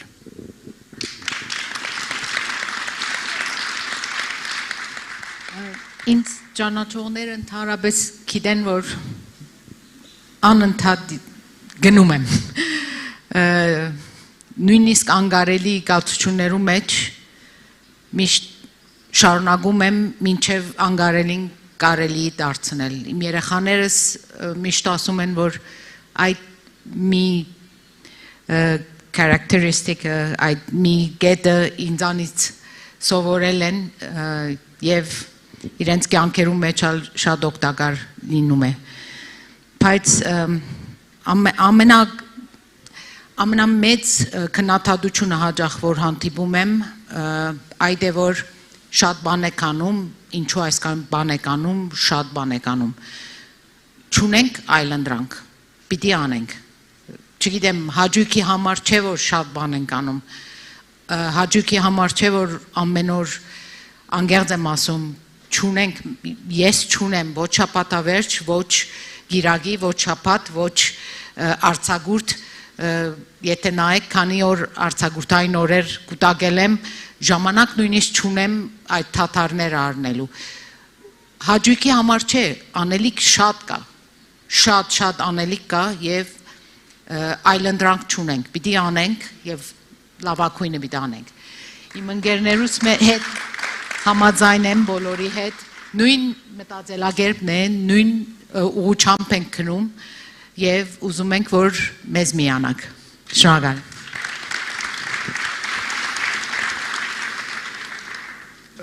I would say criticism hurts those who most need praise. Okay? So Armenia is a place where you need some thick skin. But when the critics come, I would say we have to consider the source. If Adam, if Mary Lou were to point something out that Co-op could do better, I'd want to stop, pause, and really listen deeply. I'm reminded of the story of Martin Luther in 1520 when he's on trial. It's a trial for life and death, and he's asked if he should recant, if he should take back what he's written from his critics. And he asks them for 24 hours to think about it. And so I would say if someone has a criticism, our best approach is to pause, to think about it, to think about the source, and then to respond, to think whether we need to thank that person for bringing something to our attention, whether we need to ignore it, as Mary Lou said, just keep working, or whether we need to fight back, whether we need to respond in some way. And I think it's best to pause, consider the source, and then take action.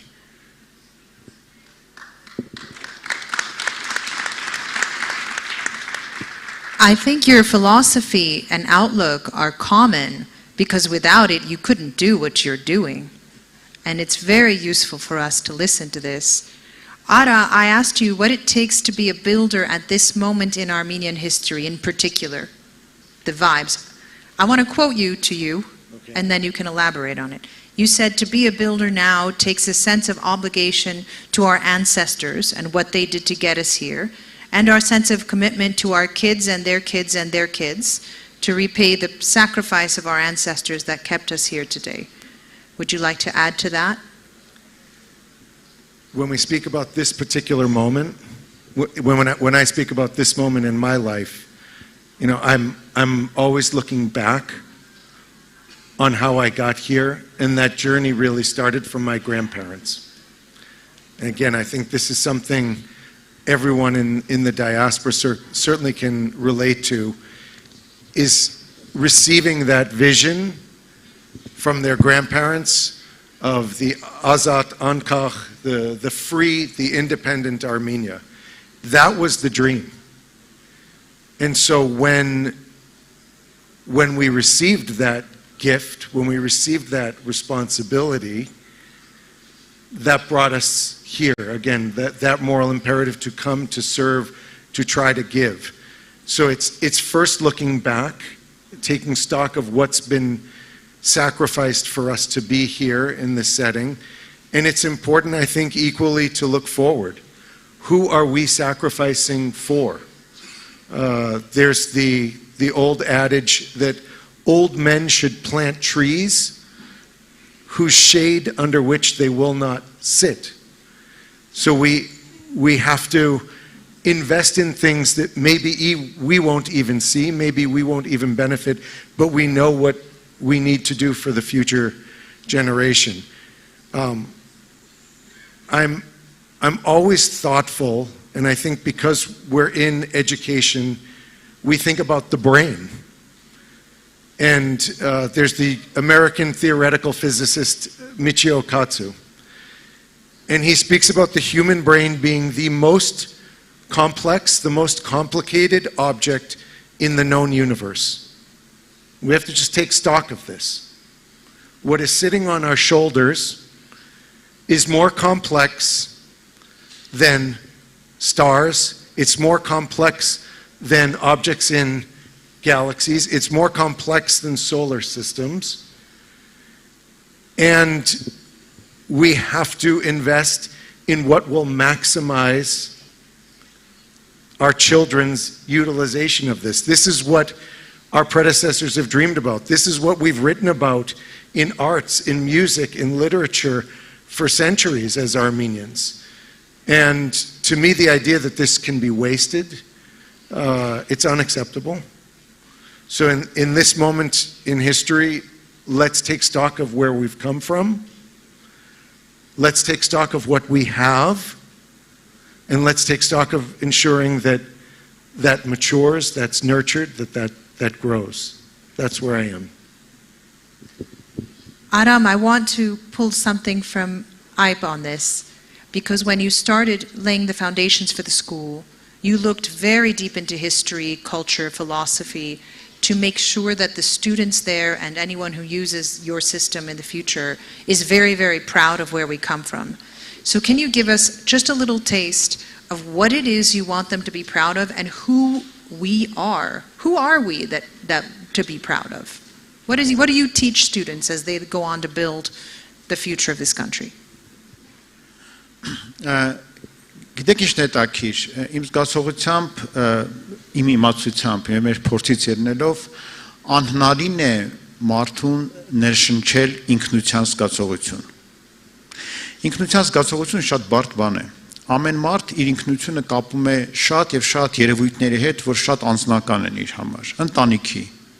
Ընտանիքից դեն ավելի լայն համայնքի, համայնքից դեն քաղաք, միջավայր, այդ ամենը ինքնության մասն է։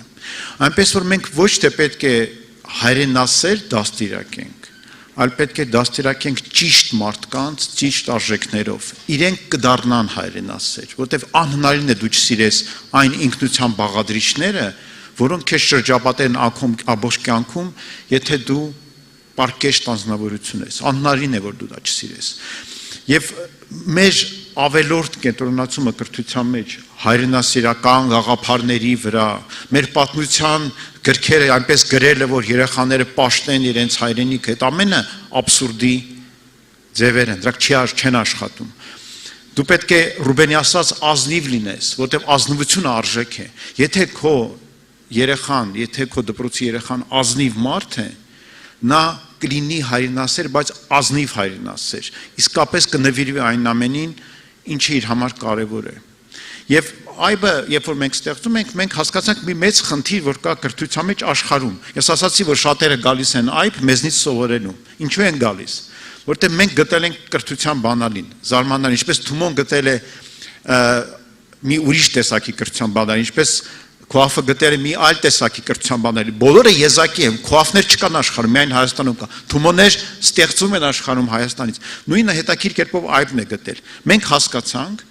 որ եթե դու կարողանում ես երեխային օգնել, կայանալ որպես անձնավորություն, որպես մարդ, եթե միջավայրը, որտեղ այդ երեխան կայանում է,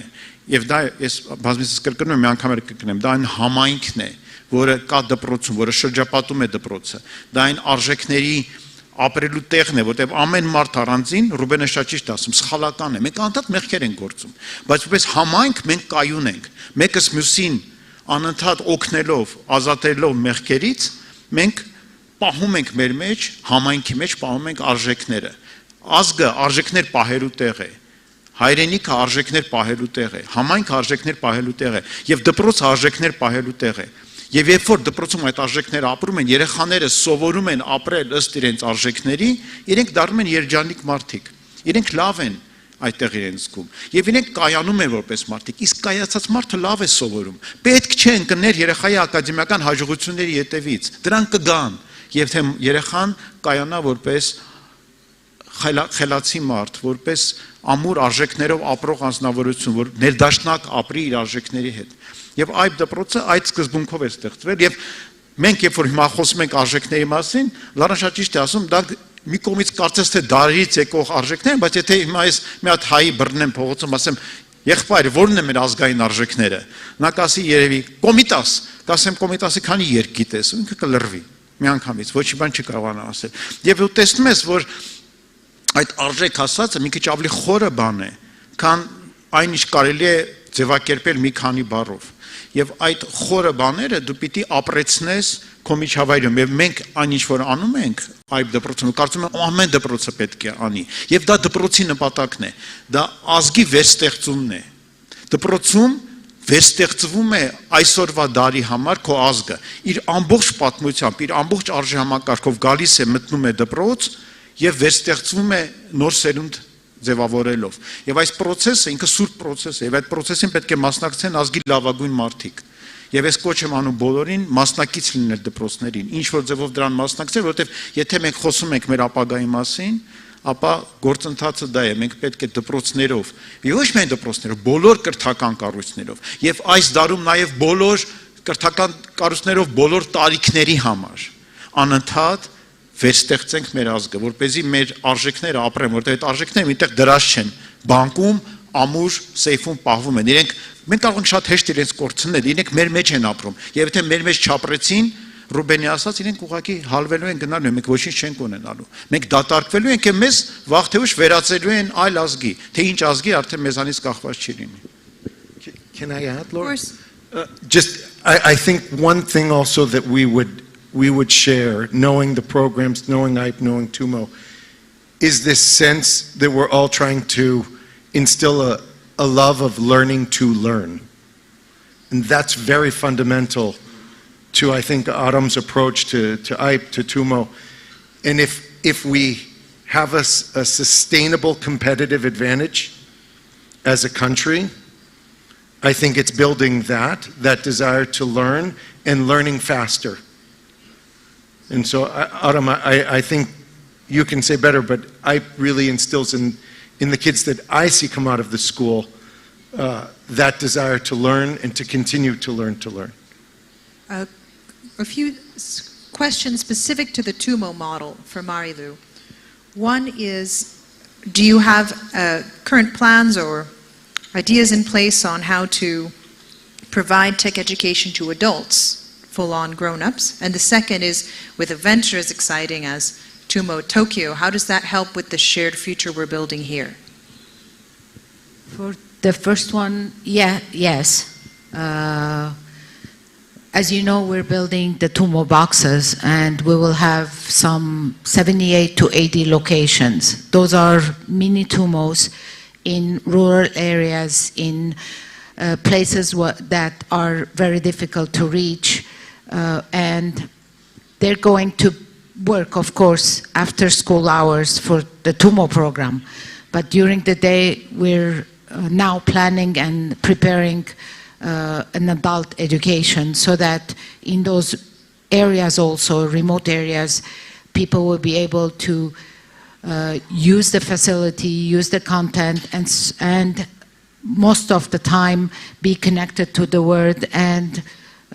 communicate with universities, get advice, get content, and learn from there. So yes, we're working on it. We already have a program that is called TUMO Labs, which is 18 to 25, 26. But of course, the boxes will give us a huge advantage to reach out to the adult during the day. And those boxes are usually located in the neighborhood of schools. So the connection with the school system and the schools are also very viable, and hopefully we'll have a program for teacher training and supporting the school system. What about Tokyo? We're now in discussion of where and how they're going through very intensive researching what we do, how we do it, but they're very interested in what we offer. We're working with the Ministry of IT in Japan, and also with the Ministry of Education here in Armenia, and hopefully it will happen soon. What will it bring? It will bring a lot of networking, it will bring a lot of new ideas, it will enrich our program. And one thing we have learned throughout the years is that when you go international, you have to be presented the best of you. So you have almost no place to do any mistake. So that is very good, because you always focus on building the best, and building the best not only for them, but it also comes back to you, and you take advantage of that. So hopefully it will be a successful endeavor, and you will soon hear from it. I want to go back to a personal question. So you have all given me incredible encouragement and sometimes very active advice and participation in the things that I have tried to build here, and that means a lot to me. For 2 years we've been building the Applied Policy Research Institute of Armenia, APRI Armenia, supported by AGBU. My colleague from AGBU, Marina Mkhitaryan, is here. Our board member, Arda Nazarian, is speaking later on in the program. And collaboration is something that you've all touched on, that you've shown to me. I consider it a great blessing, and it speaks to a little bit of myth busting. We hear often people say that Armenians don't collaborate, Armenians don't work well together, and this is something that I think bothers you to hear, because you directly disprove that. So I want to hear you reflect a little bit on how collaboration is powering the future and what we build, and how you feel about when people say that. What's the gap? Is it just a misperception? Is it something that we need to do differently in order to effectively collaborate? Collaboration involves a lot of skills, project management, trust building, a little bit of forgiveness. I wasn't joking in my opening. We do need to have a little bit of forgiveness around where we slip up. And so I want to hear, what does it take for Armenians to collaborate much more and much more effectively based on the models you have seen and used for your organizations? Ara, let's start with you. So first of all, I would say we're definitely not competitors. We're definitely collaborators. Whatever TUMO can do to support children of Armenia, whatever IPE can do, whatever the IDEA Foundation, we welcome that. And it's for the best of the children. So there is no sense of competition. There's a sense of togetherness. I think my own philosophy is good development work, good education work is about building a coalition. And that's building a coalition of support for where we want to go. And so we welcome these forums, I think, to really collectively present what it is we're doing and to collectively request the support of those who want to be part of what's happening in Armenia and Artsakh. There's a lot of noise in the literature. I think one thing that's very clear is that there's hardly any greater investment that can be had than investing in education. And that's from an early age, and that's continuous. So that speaks to just my sense of where we are collectively here. Trust, as you mentioned, is critical.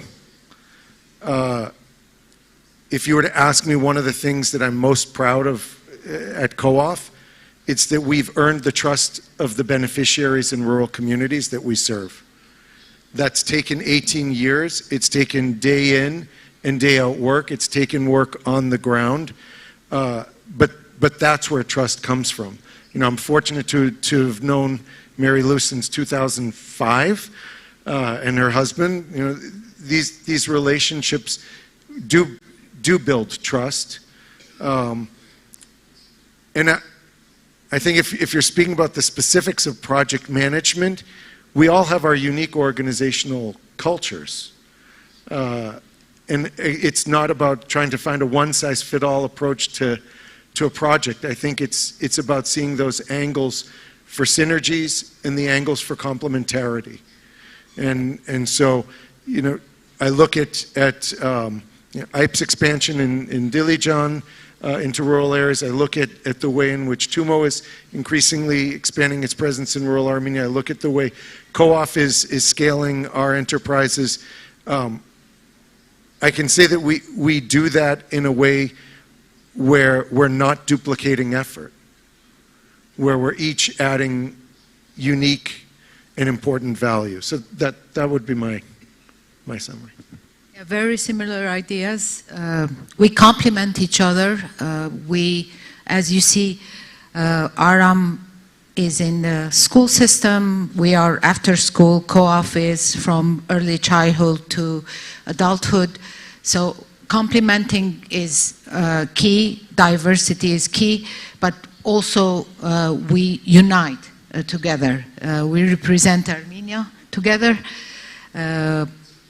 We have the same goals, we have the same values. Those are the most important. And more than ever, I think we need to unite. That has to be our motto. We have to. There is no question about it. So Marilu, we're 3 panelists here, 600 in the room, 3 million outside, millions more abroad. You have all been on this journey long enough to know when it does and doesn't work. So what are the secrets of success, or what are the elements of successful collaboration that you want to see the rest of the Armenian world learn from and adopt? Rupen said it. You have to be sincere. You have to be true to yourself. It's not about success. It's about what you're doing and what you're putting in what you're doing. That obsession to make it happen. Sometimes you go, I remember when we went to Gyumri several years ago, and we brought our architect from Beirut. He's half Armenian. And it was February or March. It was dark, cold, black and white. It was after that accident in a family, and it was like really depressing. And it was early morning, and we stood in front of the building that we were going to renovate. And I was thinking, what is he thinking? Like, he's thinking I'm crazy to have him brought there and put him in front of this almost demolished building where you look around, there is nothing. And I told him, Bernard, I'm sorry, but maybe you're wondering, what are you doing here? And he gave me the best answer that I was not expecting. He said, "This is what I want to do. If you give me now a huge project in Paris, or you give me this project, I will do this one. And I will do it because I know that this one will change something, will make a change, will change the lives of these people. What am I changing in Paris? Nothing. And I want to be here." And until now, after we finished the project and I took him there, he said, "This is the best project I have ever done in my life, and I'm proud of it." And this is a well-known architect. And imagine, maybe not too many people know about the Gümri project, but it's his best project he has ever done. And he said, "I wish we in Lebanon started early on what you have been doing here, and I wish we did what you did here." And I think that was the best answer I got, to change something that you think could not be changed. Most of the things հայրենտյաս հիմնական ինչ որ կարծում եմ կարելի է այստեղ արդեն ասել արդեն ասվեց հարցի շուրջ ընդհանրապես լրացնեմ մի կարևոր բան գիտեք երբ որ մենք ունենք մանր նպատակներ մենք փնտրում ենք տարբերություններ երբ որ մենք մեծ նպատակի առջև ենք կանգնած մենք փնտրում ենք ընդհանրություն մարդիկ սկսում են իրարից հեռանալ երբ իրենք չեն տեսնում մեկը մյուսի հետ միանալու սուր կարիք մենք հայերով ունենք հետաքրքիր հատկություն շատ հաճախ մենք առաջին բանը ինչ որ բնորոշում ենք մարդու մեջ ինքը որտեղից է ասում են արևմտահայ արևելահայ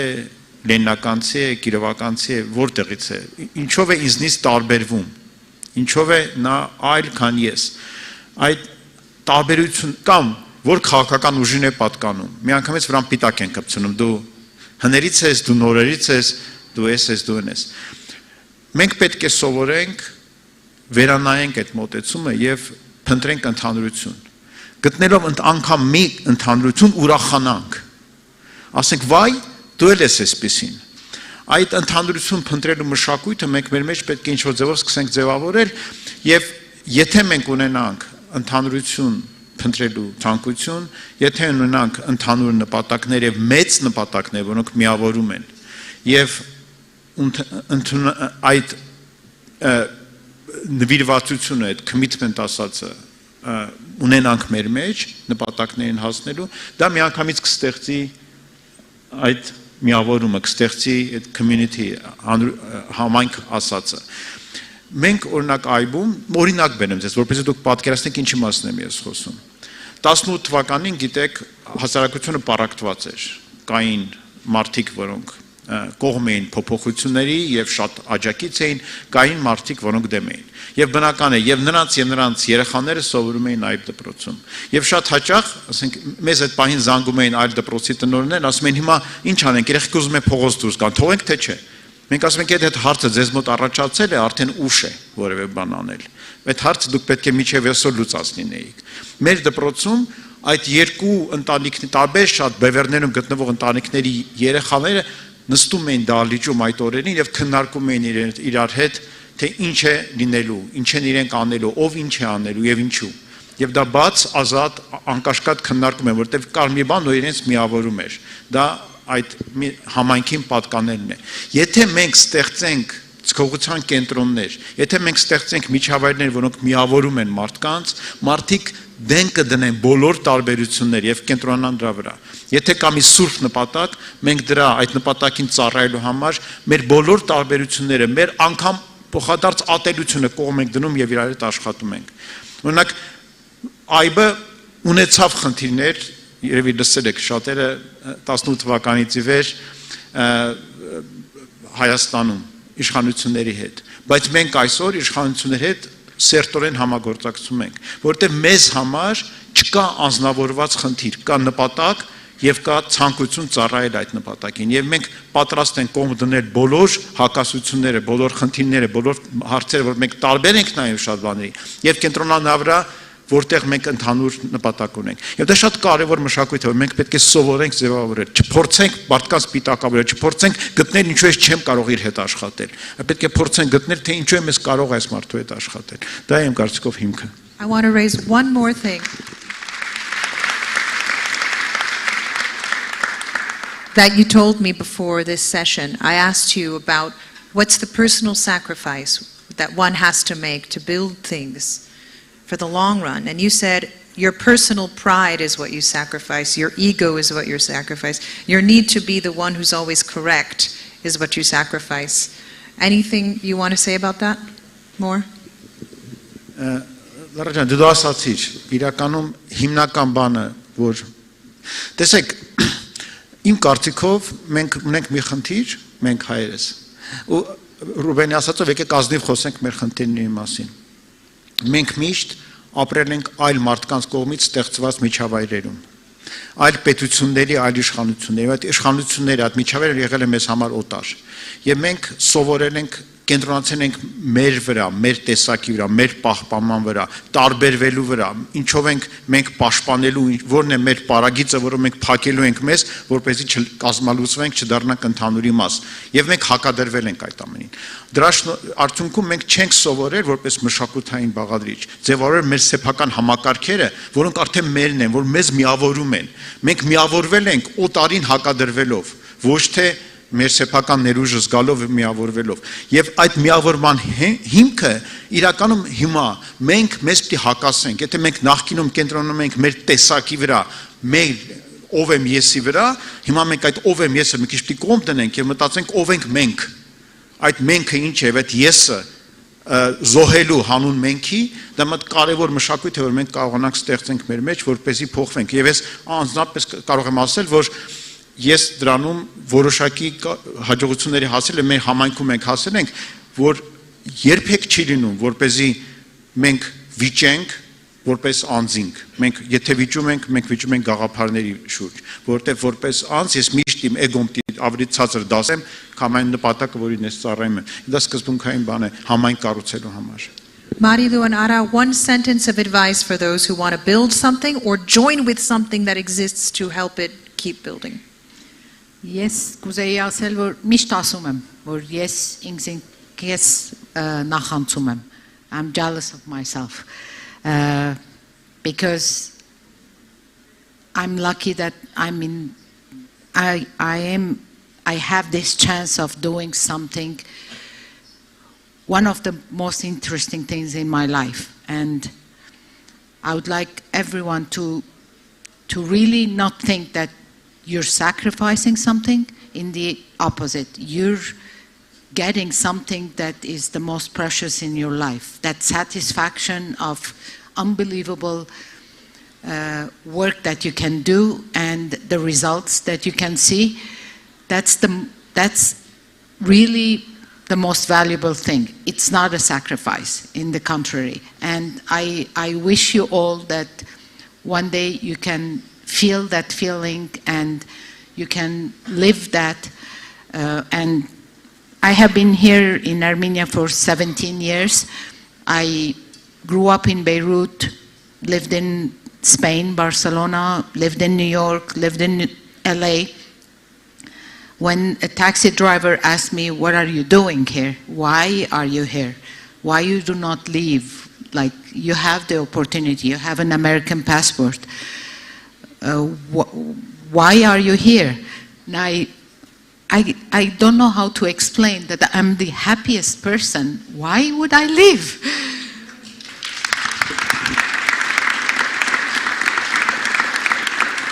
We're not leaving. We're not leaving. My advice would be as follows. I think if we are sober about the current situation, this is one of the toughest times in modern Armenian history. And yet I would say it's the best time to come to Armenia and get involved. And I'm going to end on a call to action. I would say join us, whether that's your time, whether that's your talent, whether that's your treasure, but join us.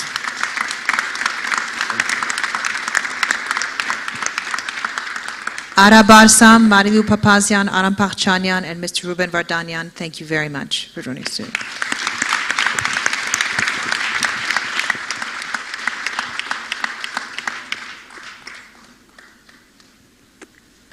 Շնորհակալություն պանելային քննարկման մասնակիցներին, ավարտվեց մեր առաջին պանելային քննարկումը, այժմ մեկնարկում է երկրորդ պանելային քննարկումը Հայաստանի անվտանգության համատեքստը դեպի ուր ենք շարժվում թեմայով։ Խնդրում եմ պանելային քննարկման մասնակիցներին մոտենալ բեմին, զբաղեցնել տեղերը։ Այս պանելային քննարկումը վարելու է Էրիկ Հակոբյանը։ Պանելային քննարկմանը մասնակցում է Աննա Օհանյանը,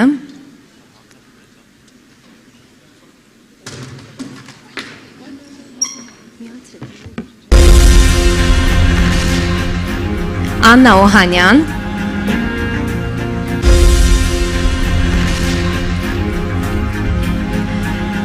Ներսես Կոպալյան,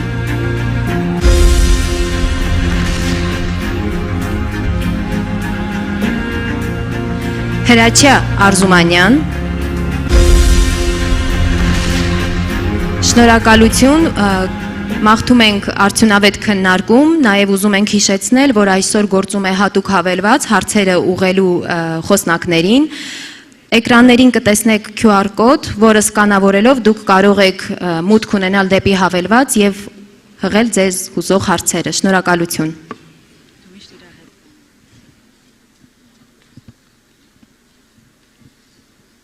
Hello. Աշխատում է այսի։ Լսում եք։ Welcome to the security panel of this wonderful conference. Before we get started, I'm going to do a sort of a 2 or 3 minute setup, and then we're going to move to 5 primary questions, of which I will ask a specific person the question, but then the other panelists should be able to answer the same question after we're done, after the primary person finishes it. And we're going to keep the last half an hour for questions that will be sent to me by text. What is the setup? You know, we are in many ways living through one of the most dangerous periods in history. But as we know, dangerous periods in history also offer you opportunities. What is the reality that we're living through? It's essentially 2 things. One of it is the world order that is collapsing around us. The best example of that being the war in Ukraine that has done much to destabilize this region and this world. So a lot of the certainties that many of us had as early as February of this year no longer exists. And we have to learn to live with the challenges and opportunities that this world gives us. Secondly, and most critically for Armenia, is our current state of political and military weakness and having a primary, let's be honest, enemy, not opponent, enemy, whose basic regime existence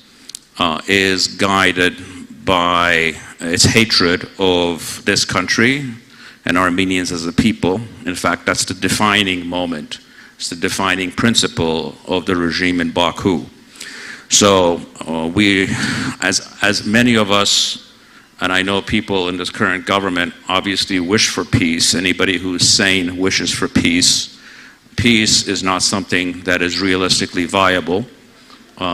in the short run until we have the ability to actually defend ourselves in real terms and make the political calculation that regime survival in Baku is more dependent on peace than on war. So my first question, and we will start with you, Professor Ohanyan.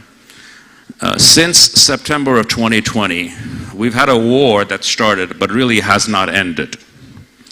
And you see a consistent pattern. It's what I call aggression to concession, which has been the case, and this has never been reversed, and it's not likely to be reversed. What do we do to reverse that? Is this on?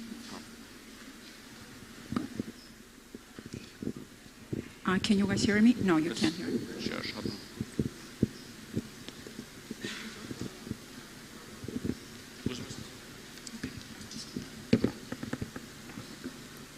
Thank you very much for the invitation, first of all, and it's exciting to be part of this amazing panel. Indeed, that's a really good question to start with, Eric. I think my look at the situation is that, first of all, whether Baku is practicing coercive diplomacy, which I used to think to be the case, but I do think that conflict is the strategy for Baku for some of the reasons that you mentioned. And I think the interests of the Aliyev regime are quite different, which are private interests, are quite different from the public interests of the Azerbaijani people. In terms of the short term, if we do treat this as a coercive diplomacy does have declining value over time. And I do think that the attack on Armenia's border was an overreach, because with types of coercive diplomacy, it galvanized countervailing coalitions, which Armenia actually is in the process of developing. At the same time, it's important to look at Armenia-Azerbaijan relationship as a rivalry. And that concept is actually is a subject of extensive scholarship in political science. And looking at that scholarship and looking at similar cases, at least one study points out that from 1966 to 1999, rivalries in similar cases where the threat is short-term and immediate. Unfortunately, the accommodation is the most frequently used strategy. But accommodation of latent rivals, not the direct rivals, is the more frequently used strategy, which allows the country to coalesce and concentrate resources on the primary target. And we saw Armenia doing this, trying to engage with Turkey, hoping to ease that relationship in order to concentrate on Azerbaijan, but we know that has not been moving significantly. That's in a short term, but also the sanction regime, Azerbaijan, we should remember, is a weak state internally, which makes it dangerous. Where there's a declining oil capacity, personalized power, it is an unreformed state, and again, as a weak state, it makes Azerbaijan quite dangerous. The sanction regime attack, the threat of sanction regime actually, I think, is the short term, the most important component. And the sanction scholarship does demonstrate that actually the threat of sanctions on its own is significant to alter behavior. In terms of more long-term, zooming out, I would actually argue that Armenia, to manage this issue, to manage this rivalry, does need to deepen, diversify, and divide. To diversify its global relationships, a Eurasian frame is the way to look at this. The logic of Eurasian connectivity is shifting. The weakening Russia is resulting in Russia losing leverage over Eurasian connectivity, but it also opens up opportunities for the Eurasian connectivity in the southern beltway. China still needs to connect with Europe. So that connectivity is crucial for Armenia, as well as all small states, to think about and to catalyze on. Studies do show that small states are emerging as important catalysts of Eurasian connectivity. So also I will conclude here, the deepening regional diplomacy in the South Caucasus. Armenia needs to be an active producer of regional security order from below. And in this respect, I think we're moving into an age where expecting stable security to trickle down from the top, from great powers, is unrealistic. On the contrary, great power rivalry is creating uncertainties and instabilities, and building regional order for small states is one way to, in the long term, to look at this issue from the bottom up. Շատ մերսի Անա ջան։ Ուրիշ մեկը կա, որ պատասխան տա այս հարցին, դուք ուզանաք խոսակ մասին։ Ներսես ջան, դուք ուզանաս նույն հարցի մասին խոսաս։ Լսվում է, երկու բան կավելացնեի։ համաձայն եմ Անայի ներկայացրած մոտեցումին, ներկապահին երկրի անվտանգության ճարտարապետությունը ունի բազմաթիվ խնդիրներ եւ բնականաբար դա արտոնություն է տալի Ադրբեջանին եւ թույլ է տալի նրանք կարողանան հասնել այն նպատակներին, որ ներկապահին նրանք ծրագրել են, բայց խնդիրը ավելի լայն է, խնդիրը ավելի բազմաթիվ է եւ հետաքրքիր հետեւյալն է, որ ամեն ինչ կլինի տարածաշրջանում, կլինի Ադրբեջանի ներքին քաղաքական հարցերի հետ կապված եւ կլինի Հայաստանի ներքին քաղաքական հարցերի հետ կապված, բոլորը իրար հետ կապնված է։ Եվ գալիս ենք մի եզրակացության, որ 2020 թվականի պատերազմից հետո եւ նամանավանդ սեպտեմբերի 13-ի դեպքերից հետո Հայաստանի ճարտարապետությունը ոնց որ կազմված էր վերջի 30 տարին, այսինքն Ռուսաստանի գլխավորված մեր անվտանգության ճարտարապետությունը փլուզվեց եւ դա բերել է ահագին խնդիրներ, որը կապնված է բոլոր այս թեմաներ, որ մենք քննարկում ենք։ Մոտեցումը բնականաբար բարդ է եւ արագ լուծում չկա։ Համար առաջին խնդիրը, որ Հայաստանը պետք է կառուցի նոր զսպման ռազմավարություն, deterrence strategy, եւ չունենալով ռազմական զսպման կարողություններ ներկապահին, դա ստեղծում է եւ շարունակում է ավելի բարդացնել ներկայրավիճակը եւ դա տալիս է Ադրբեջանին եւ Բաքուին ավելի արտոնություններ։ Ինչ է մեր մոտեցումը եւ ոնց կարող ենք արագ ձևի զարգացնենք մեր ռազմական կարողությունները, մեր անվտանգության դոկտրին ռազմավարությունը եւ դա ոնց կարող է կներեք լուծումներ առաջարկի։ Վերջի մոտարապես 4-5 ամսում պարզվում է, որ Ադրբեջանի ռազմավարական տեսանկյունից իրենց դոկտրինը ավելի ուշադրություն է դարձնում հիբրիդային կարողություններին։ Եվ մենք գիտակցում ենք, որ Հայաստանը, երբ որ եթե կարողանա կամ կոպիտ ասած բոլոր ջանքերը թափի, որ ներկապային կարողանա ներկա հարցերի լուծի, մենք պետք է փոխենք մեր ռազմավարության կառույցը եւ դիմենք այն մտածելակերպի անմոտեցումների, որ անջատում է մեր անցած կազմած ռազմավարական եւ ճարտարապետական կառույցներին։ Սա պատկանում է բնականաբար անվտանգության ոլորտի հետ կապված։ Մտածեք ջան, շարունակեմ, ասենք կապել Անայի հետ կապված խնդիրը, մինչև Հայաստանը չկառուցի կամ չունենա բավարար զսպման կարողություն, այս իրավիճակը չի լուծվելու։ Եվ այն խոսակցությունը, որ հիմնում է զսպողության կարողությունը կամ դոկտրինը միայն ռազմական ուժերի հետ կապված, դա մի կողմից ճիշտ է, բայց կա տարբեր մեթոդներ, կա տարբեր ձևեր, տարբերակներ, որ Հայաստանը կարող է ձեռք բերի զսպման ռազմավարություն, զսպման դոկտրին, որը հիմնված է դիվանագիտական տարբեր մեթոդների վրա, զարգացնել մեր հիբրիդային կարողությունների վրա, որը կլինի ժամանակավոր լուծում, մինչև կարողանանք լուծենք այն հարցերը, որը կապնված է մեր ռազմական եւ ուժային կառույցների հետ կապված։ Շատ մերսի պրոֆեսոր Կոպալյան։ Հրաչյան էլ ուզում եմ քանի բառ խոսած դրա մասին։ Ալո։ Չի աշխատում։ Հրաչյա Զումանյան, բավականին երկար ժամանակ աշխատել եմ հայկական պետականության ինստիտուշնների ներքո, անվտանգության, պաշտպանության, արտաքին գործերի ոլորտներում։ Ես կուզեի ուղղակի անցած 2020 թվականից հետո խոսել են, բայց ավելացնեմ, որ ցավոք սրտի մեկ կորցրել եք այն ճոխությունը, երբ կարող եք խոսել խնդիրների մասին լոկալ։ Զուտ հայկական, հայ-ադրբեջանական հարաբերությունների մեջ փորձել վերլուծել խնդիրները հայկական այդ հնարավորությունը մենք արդեն չունենք։ Պրոցեսները դարձել են տարածաշրջանային եւ Հայաստանը պիտի ձևավորի համակարգ անվտանգության եւ պաշտպանության, որը պետք է լինի տարածաշրջանային եւ պետք է աշխատի ոչ թե միայն Ադրբեջանի լոկալ, բայց Թուրքիայի հետ, ասենք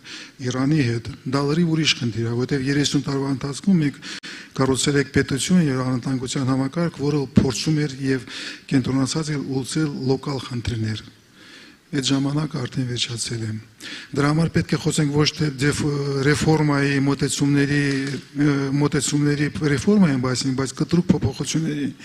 եւ Փառք Աստծո այդ հնարավորությունները կան։ Ուղղակի պետք է փոխվի ֆիլոսոֆիան եւ մշակույթը ռազմական, որի վրա լուծում այդ խնդիրները։ Այդ լուծումները աշխարհում ձևավորված են համապարփակ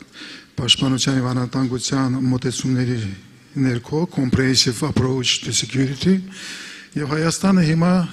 կանգնած է այդ խնդրի առջև, որ մենք պետք է կառուցենք նման համակարգ, եւ դա հնարավոր է։ Այդ ժամանակ մենք կունենանք հնարավորություններ տեսնել խնդիրները ոչ թե լոկալ, բայց տարածաշրջանային եւ գտնել լուծումներ։ Շատ մերսի Ռաչա։ Պրոֆեսոր Կապկոպյանյան, հատուկ հարց ունեմ քեզանից, դուք մեքանի անգամ ձեր այդ հոդվածների վրա գրել եք the deterrence capacity-ի մասին անգլերենով կոչումը։ Կարող եք դրա մասին, հիմա մեկ շուտ դրա մասին խոսացիք ձեր վերջին պատասխանի մեջ, բայց այդ ինչ միտք ունի մանրամասն ձևով։ Կարող եք դրա մասին մեկ ավել խոսակ։ Շատ լավ։ Ասեմ, զսպողությունը կապ ունի համ դիվանագիտական խնդիրների հետ կապված եւ նույն ժամանակ տարածաշրջանի ամբողջային անվտանգության կառույցների հետ կապված, ճարտարապետության հետ կապված։ Օրինակ բանակցությունների ոլորտում, երբ որ ուժերը, որ բանակցում են, հավասար ուժեր չեն, այնտեղ արդեն դիրքավորությունները տարբերվում է, այնտեղ ասենք մոտեցումները տարբերվում են եւ երբ որ անհավասարություն կա, բանակցությունների process-ը տարբերվում է։ Այն երկիրը, որ ունենում է զսպողության կարողություն, այդ երկրի դիրքերը փոխվում է եւ տարբերվում է բանակցությունների process-ի մեջ։ Սա մի փոքր հասարակօրինակ է։ Ինչն է հետեւյալը։ Երբ որ մի երկիր չի ունենում հստակ զսպողության կարողություններ, նրա այդ երկրի ազդեցությունը նվազում է եւ կլինի միջազգային, ասենք, կառույցների մեջ, եթե մասնակցում է, կլինի բանակցությունների մեջ եւ կլինի տարածաշրջանի, ասենք, մասնակցելու հետ կապված տարբեր կառույցների մեջ։ Նվազում է եւ զսպողությունը որպեսի կոնցեպտ, որպեսի իրականություն, դա շատ մեծ դեր է տանում։ Երբ որ նայում ենք, ասենք, աշխարհով մեկ տարբեր երկրներ դրանց մոտեցում, եթե շատ են զինվում, ատոմային զենքեր են ձեռք բերում, դրանց նպատակն է, որ ունենան զսպողային կարողություն, որտեղ շատ մեծ դեր է տանում տարբեր խնդիրների հետ կապված։ Սա համար առաջին խնդիրն է, որ մենք քննարկում ենք։ Երկար ժամանակ նորից եմ ասում, Հայաստանը չի ունեցել զսպողության դոկտրին, ռազմավարություն, որովհետև մեր անվտանգության ճարտարապետությունը կախված է եղել ուրիշ երկրից։ Այսինքն որ հասկացողության ենք եկել, անվտանգության ճարտարապետության կախվածությունը ոչ ճիշտ զսպողության ճարտարապետություն է, դոկտրին է։ Եվ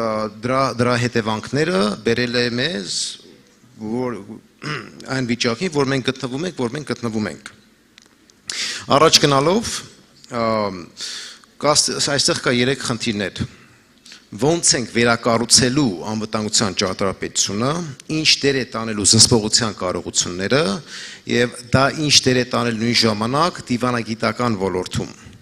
Կարող եմ ասել, որ ներկա պահին դիվանագիտական ոլորտում մենք կարողացել ենք օգտագործել, սա ժամանակավոր լուծում է, բայց կարողացել ենք օգտագործել տարբեր կառույցներ, տարբեր հարաբերություններ, որ մի ձևի, մի մակարդակի կարողանանք զսպենք Ադրբեջանի ագրեսիան։ Նորից սա սահմանափակված է, աբսոլյուտ չէ, բայց նորից մի մոտեցում է։ Բայց ինչ որ պատկանում է մյուս ոլորտներին, զինվածության հետ կապված, ռազմական հզորության հետ կապված, հիբրիդային պատրաստության հետ կապված, այդ process-ները շարունակվում է։ Բայց ինչին են գալի, միայն զենք գնելով կամ ասենք կարողանալով ունենալ այն մակարդակի զենքեր, որ Ադրբեջանը ունի կամ մոտիկանանք այդ մակարդակի զենքերի ու այդ դրանով համոզվենք, որ մենք ունենք բավարար զսպողության կարողություն, դա ճիշտ մոտեցում չէ։ Եթե հիշենք 16 թվին, երբ որ Իսկանդեր համակարգը բերեցինք Հայաստան, մենք բոլորս համոզված էինք, որ սա բավարար զսպողության ուժեր, զենքեր, նոր դոկտրիներ եւ այլն։ Դա պարզվեց, որ ոչ ճիշտ մոտեցում էր, որոշում էր եւ այլն եւ այլն։ Այսինքն պետք է հասկանանք, որ զսպողության ճարտարապետությունը դոկտրինը շատ բարդ է, բազմաթիվ է ու միայն հիմնված չի զենքի որակի հետ կապված, բայց պետք է երկրի ունենա շատ լայն եւ կոմպլեքս ճարտարապետություն։ Շատ մերսի, պրոֆեսոր Օհանյան, դուք եկան մասին մասին խոսեք։ Sure. I mean, I fully agree. I rarely disagree with Narcissus, but I'm hoping I'll push back a little bit on the notion of deterrence. I actually like your translation of the deterrence in Armenian, Zuspel, which, if you translate it back to English, comes to containment, which I think is a much better term, I would argue, in explaining and understanding security than deterrence. Deterrence, deterrence to me, I think, is works until it doesn't. And I would say that deterrence has beauty is in the eyes of the beholder. And the reason that I say this is that with the failure of Russia to provide Armenia support over its international borders, on the one hand, definitely, I mean, with the high cost, we've learned that the deterrence, that security architecture failed Armenia. But at the same time, I also am not convinced that the relative stability, if we could call it that, existed because of the Russian deterrence of that security architecture, or perhaps because of the oil prices fluctuations that have kept Azerbaijan at bay. There are some studies that do indicate that certain oil-producing countries that are actually short in reserves are more likely to start wars than others that have a rich in endowments. So that's a little bit on deterrence, but I fully agree that thinking about deterrence in terms of military technology is limiting. It can also be dangerous. There are quantitative studies that do demonstrate that arms race eventually does produce war. So it does have that effect, especially for small states, that is dangerous. So deterrence, understood traditionally, I agree with you, Narcissus, we definitely need that. Let's look at Taiwan, who also is in a somewhat similar situation as in Armenia, and people are talking about a porcupine policy for Taiwan, essentially arming Taiwan to the teeth. But even that might not be a guarantee, which is why I do think for countries like Armenia, small states, deterrence, the search for deterrence needs to be unfolded with a hard think of regional order building from below, which might mean for Armenia to actively, proactively creating as many diplomatic spaces of engagement with Azerbaijan as possible. It is crucial to drag that regime into the negotiation table and keep him there. Շատ մերսի, պրոֆեսոր Օհանյան։ Հիմա պարոն Արզումանյան, ձեզանից հարց ունեմ։ Հայաստանում շատ խոսակցություն կա, ասես հասարակությունից մինչև մտավորականները, մինչև քաղաքական գործիչները կայսերական ռեժիմի ստեղծելու մասին, անգլերենով կոչվում է garrison state, եւ ըմեմ դրա մասին դուք բազմաթիվ հոդվածներ ունեք, կարաք դրա մասին խոսակ։ Որպես ինչպես են կարող այդ բանը garrison state-ը ինչ են ասում կառուցենք, կայսերական մի բան է։ Ավելի շուտ ոչ թե garrison state պիտի խոսակ, ուղղակի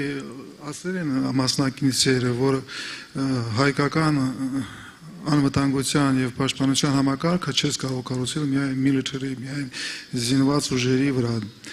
Եվ այստեղ մոտեցումները, երբ փոքր երկիրը ստիպված է չեզոքացնել մեծ երկրի, դառնում է ուրիշ խնդիր։ Դες նորից եմ կրկնում, մեզ համար հիմնական խնդիրը ոչ թե Ադրբեջանն է։ Հայաստանը այս վիճակում որ այսօր կա,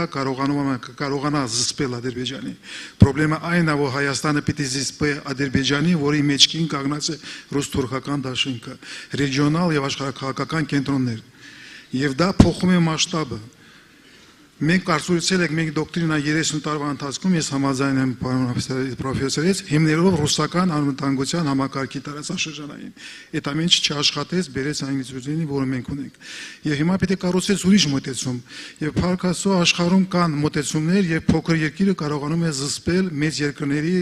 ուժային կենտրոնների հարձակումից այդ փորձ ունի հյուսիսային Եվրոպայի երկրները Ֆինլանդիան, Շվեդիան, Նորվեգիան,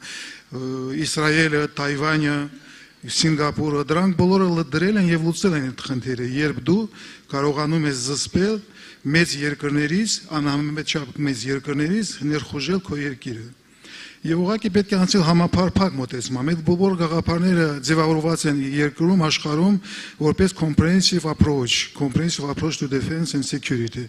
Այդ մոտեցումները կա, բայց պետք է ուղղակի այդ մոտեցումները ադապտացնես Հայաստանին, ադապտացնես հայկական անվտանգության միջավայրի։ Դա դժվար խնդիր է եւ որովհետեւ այդ մոտեցումները ի սկզբանե խոսում են նրա մասին, որ դու չես կարող այդտեղ կոպի-պաստով աշխատես։ Դու պետք է կառուցես քո համակարգը քեզ վրա, քո մշակույթի, քո մոտեցումների վրա։ Եվ հիմնական մոտեցումը այդ կառուցման, որ այդ աշխատանքների մեջ դու բնցնում ես ոչ թե միայն պետական մարմինները, ինստիտուշնները, որը պետք է լուծեն անվտանգության խնդիրները, բայց ողջ հասարակության ներուժը։ Պայմանավորական, եթե ասենք, եթե պետական մարմինները դա ժողովրդի 5%-ն է ներուժի, իսկ 95%-ը դա հասարակությունն է, մնացած կայսրությունն է եւ այլն, դու պետք է փորձես կառուցես քո համակարգը հիմնելով ողջ ժողովրդի ներուժի վրա։ Բայց այստեղ իհարկե, եթե տենց ես մոտենում, կարող է վախ առաջանա, դու չես ստանում միլիտարիզացված պետություն, միլիտարիզացված հասարակություն եւ համակարգեր։ Իմ կարծիքով չէ, եթե դու հասկանում ես, որ դու փոխում ես քո մոտեցումը քո անվտանգության կառուցման եւ ամեն մարդ, ամեն մարմին, ամեն ինստիտուշն պիտի ունենա իր աշխատանքը, իր դերը ընդհանուր համապարփակ անվտանգության համակարգի մեջ, դու ստանում ես հնարավորություն դուրս գալ միլիտարիզացիայի ճանապարհից, որովհետեւ եթե դու հիմնես միայն ռազմական ուժի, միայն պետական մարմինների վրա, դու ստիպված կլինես այդ մարմինների դառնես տոտալ, ստացես տոտալ։ Իսկ տոտալիզացիայից դու կգաս միլիտարիզացիայի, բայց համապարփակ մոտեցումը տալիս է հնարավորություն պահպանելով հասարակության բազմությունը կառուցել եւ գտնել ամեն մեկի տեղը նոր համակարգի մեջ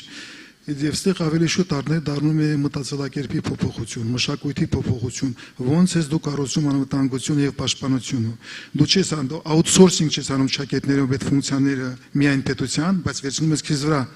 քո մոտեցումը եւ դառնում ես դրա համար հնարավորություններ, երբ կառուցում ես դեմոկրատիկ քաղաքացիական հասարակություն, որովհետեւ այն վիճակում, որ այսօր գտնվում է Հայաստանը, իմ խորն համոզմանք, միայն դեմոկրատիկ եւ քաղաքացիական հասարակությունը եւ պետությունը կարող է չզուգացնել տարածաշրջանային ուժային կենտրոնների միլիտարիզացիան ճանապարհը, գերմիլիտարիզացիան բոլորը հակնում են ռազմազգեստ ճակետներով, այդ ճանապարհի վրա մենք հաջողության չենք հասնում։ Մենք պիտի դնենք, լուծենք ավելի բարդ խնդիր։ Եվ լուծելով այդ խնդիրը փոխում ես եւ քո դոկտրինան, եւ քո մշակույթը ռազմական, եւ նաեւ սկսում ես փոխել քաղաքացիություն, բայց եթե հիշենք, որ հայ ժողովուրդը դա գլոբալ երևույթ է եւ քո ժողովրդի 80%-ը պետականությունից դուրս է, դա նշանակում է սկսում է փոխել եւ սփյուռքը։ Սփյուռքը պետք է ունենա իր ներմուծությունը եւ տեղը նման համակարգում եւ դու պիտի դուրս գաս միայն պետական քո սահմաններից եւ նայես խնդիրների ամբողջականության մեջ համապարփակ եւ դա դժվար մոտեցում է, որովհետեւ նորից եմ կրկնում, դա նշանակում է լրիվ ուրիշ մոտեցում։ Այն հետ սովետական մոտեցումները ռազմական անվտանգության համակարգերի կառուցման պիտի հետ դնենք եւ սկսենք ուսումնասիրել ուրիշ պետությունների, որը եղել են հաջողական։ Հյուսիսային Եվրոպա, նորից կգնեմ Եվրոպայում, Ավստրիան, Իսրայելը, Ասիայում, Թայվանը, Սինգապուրը եւ այլն։ Մենք այդ հնարավորությունը ունենք եւ համոզված եմ այդ ճանապարհի վրա մենք կարող ենք ունենալ համակարգ, որը կչեզոքացնի Թուրքիայի եւ մնացածներին։ Բացի դրանից, որ չեզոքացումը չի աշխատում եւ քո ռազմավարությունը չի աշխատում, դու պատրաստ կլինես մտնես ռազմական գործողությունների։ То есть Հայաստանի վիճակը անվտանգության միջավայրն անով է տարբերվում դժվար, որ մենք իրավունք չունենք չտեսնել այն վիճակը եւ դու չես կարողանում չեզոքացնել։ Մենք համոզված ենք, որ Ադրբեջանը չեզոքացված է, բայց հետո ստացել է ուրիշ վիճակ։ Բացի չեզոքացման ռազմավարության դու պիտի պատրաստվես ակտիվ ռազմական գործողությունների։ Եթե ավելի դժվար խնդիր է, դա նշանակում է այն մոտեցումները, որի մասին խոսել եմ մնացած միասնակիցները, պիտի ավելացրած լինի ավելի բարդ խնդիրներով։ Եվ այդ բարդ խնդիրները դու կարող ես լուծել միայն ու միայն ողջ ժողովրդով եւ համապարփակ մոտեցումների ներքո։ Շնորհակալություն։ Շատ մերսի պարոն Արզումանյան, պրոֆեսոր Կոպալյան, ինչ ունեք ավելացնելու այս հարցին, այս կայսերական պետության մասին։ Sure.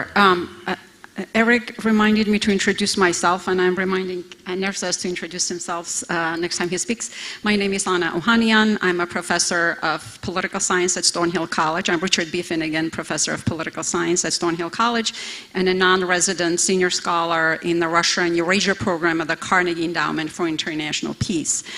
Just to add up to Hracha's few comments, I wanted to sort of highlight I mentioned that Armenia needs to diversify, deepen, and divide. I did not talk about the divide, the third component in its foreign policy, and it kind of sounds insidious and kind of negative. But by divide, I mean that Armenia needs to recognize the wedges that exist within the region as well as globally. One wedge exists in Azerbaijan, that is Aliyev's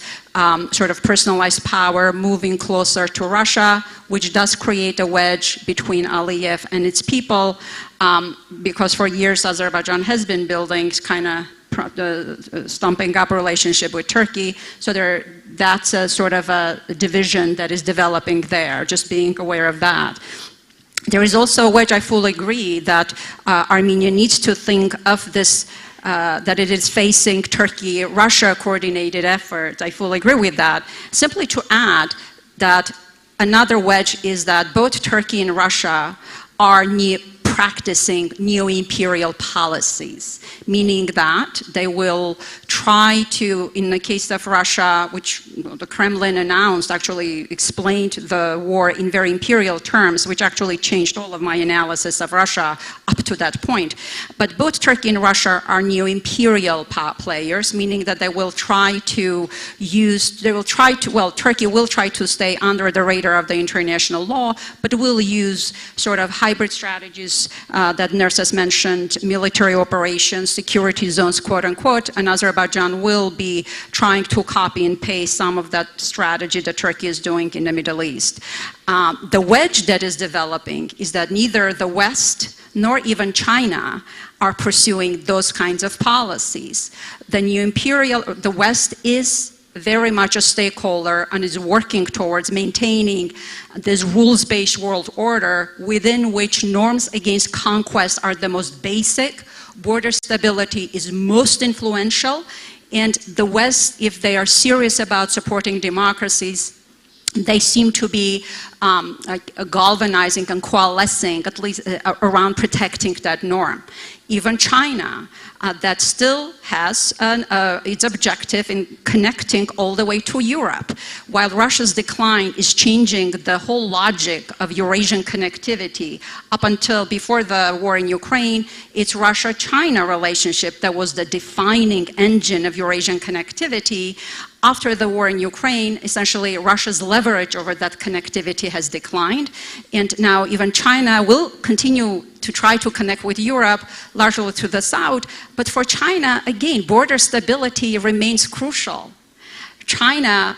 is not looking for a corridor, ironically, to connect to Europe, even when we consider its issues with Taiwan and all the other issues in South China Sea. So I think that is also a wedge, that both Russia and Turkey are not playing by the same rules as China does, or even the US. So I'll just stop there. Շատ մերսի, պրոֆեսոր Օհանյան։ Մեր հարցս պրոֆեսոր Կոպալյանից է։ Աշխարհը շատ ձևով հայաստանյան աշխարհը փոխվավ այդ սեպտեմբերի պատերազմից հետո, շատ ձևերով, որ կարող է ասել շատ ավելի հստակ ձևերով, քան թե 2020-ի պատերազմից հետո, որտեղ երկու բան է լավ, հիմնական առաջինը այդ ռուսական guarantee հարցը իմացանք, որ դրա այդ հարցի պատասխանը ինչ է, որ եթե այս երկրի վրա հարձակվում էլի Ռուսաստանը ինչ կանի, սովորանք, որ դրա պատասխանը ոչինչ, Եվ երկրորդ բանը, որ լավ է, ով որ խաղաղության հույս ուներ, հասկացավ, որ խաղաղությունը ռեալ բան չի, մինչև մենք իմանանք, մենք ինքներս մեզի պաշտպանենք։ Այս նոր աշխարհում պրոֆեսոր Կոպալյան ինչ առավելություններ կա եւ ինչ դժվարություններ կա, որ մենք պետք է ձև ջարենք, որ այս երկիրին պաշտպանենք եւ մեր այս security հարցերը լուծենք։ Շնորհակալ եմ հարցի համար։ Երկու անգամ նկատողություն արեցին, որ ինձ չեմ ներկայացրել։ Ներսես Կոպալյան, ես քաղաքագիտության պրոֆեսոր եմ Միացյալ Նահանգներից, նեղ մասնագիտությունս միջազգային անվտանգությունն է, դրա համար այսքան խոսում ենք զսպողության եւ անվտանգության խնդիրներով։ Ասեմ Էրիկյան, հարցը շատ կարեւորն է, որովհետեւ ըստ ունենք 3 բարդ խնդիր կա երկրների հետ կապված, կա տարածաշրջանի հետ կապված եւ կա միջազգային համակարգի հետ կապված։ Անան շատ ճիշտ էր ներկայացրեց միջազգային եւ տարածքային խնդիրները։ Ես ուզում եմ ավելի ուշադրություն դարձնել մեր ոչ ճիշտ տրամաբանությունը, որը կապված է, երբ որ գալիս է մեր անվտանգության ոլորտի հետ կամ դոկտրինի հետ կապված, միշտ այն հարցն ենք տալի, որ ով է Հայաստանին երաշխավորելու։ Սա ստեղծում է կախվածության համակարգ ու երբեք չես կարող ունենալ հզոր կամ ամուր անվտանգության ճարտարապետություն, երբեք չես կարող ունենալ առողջ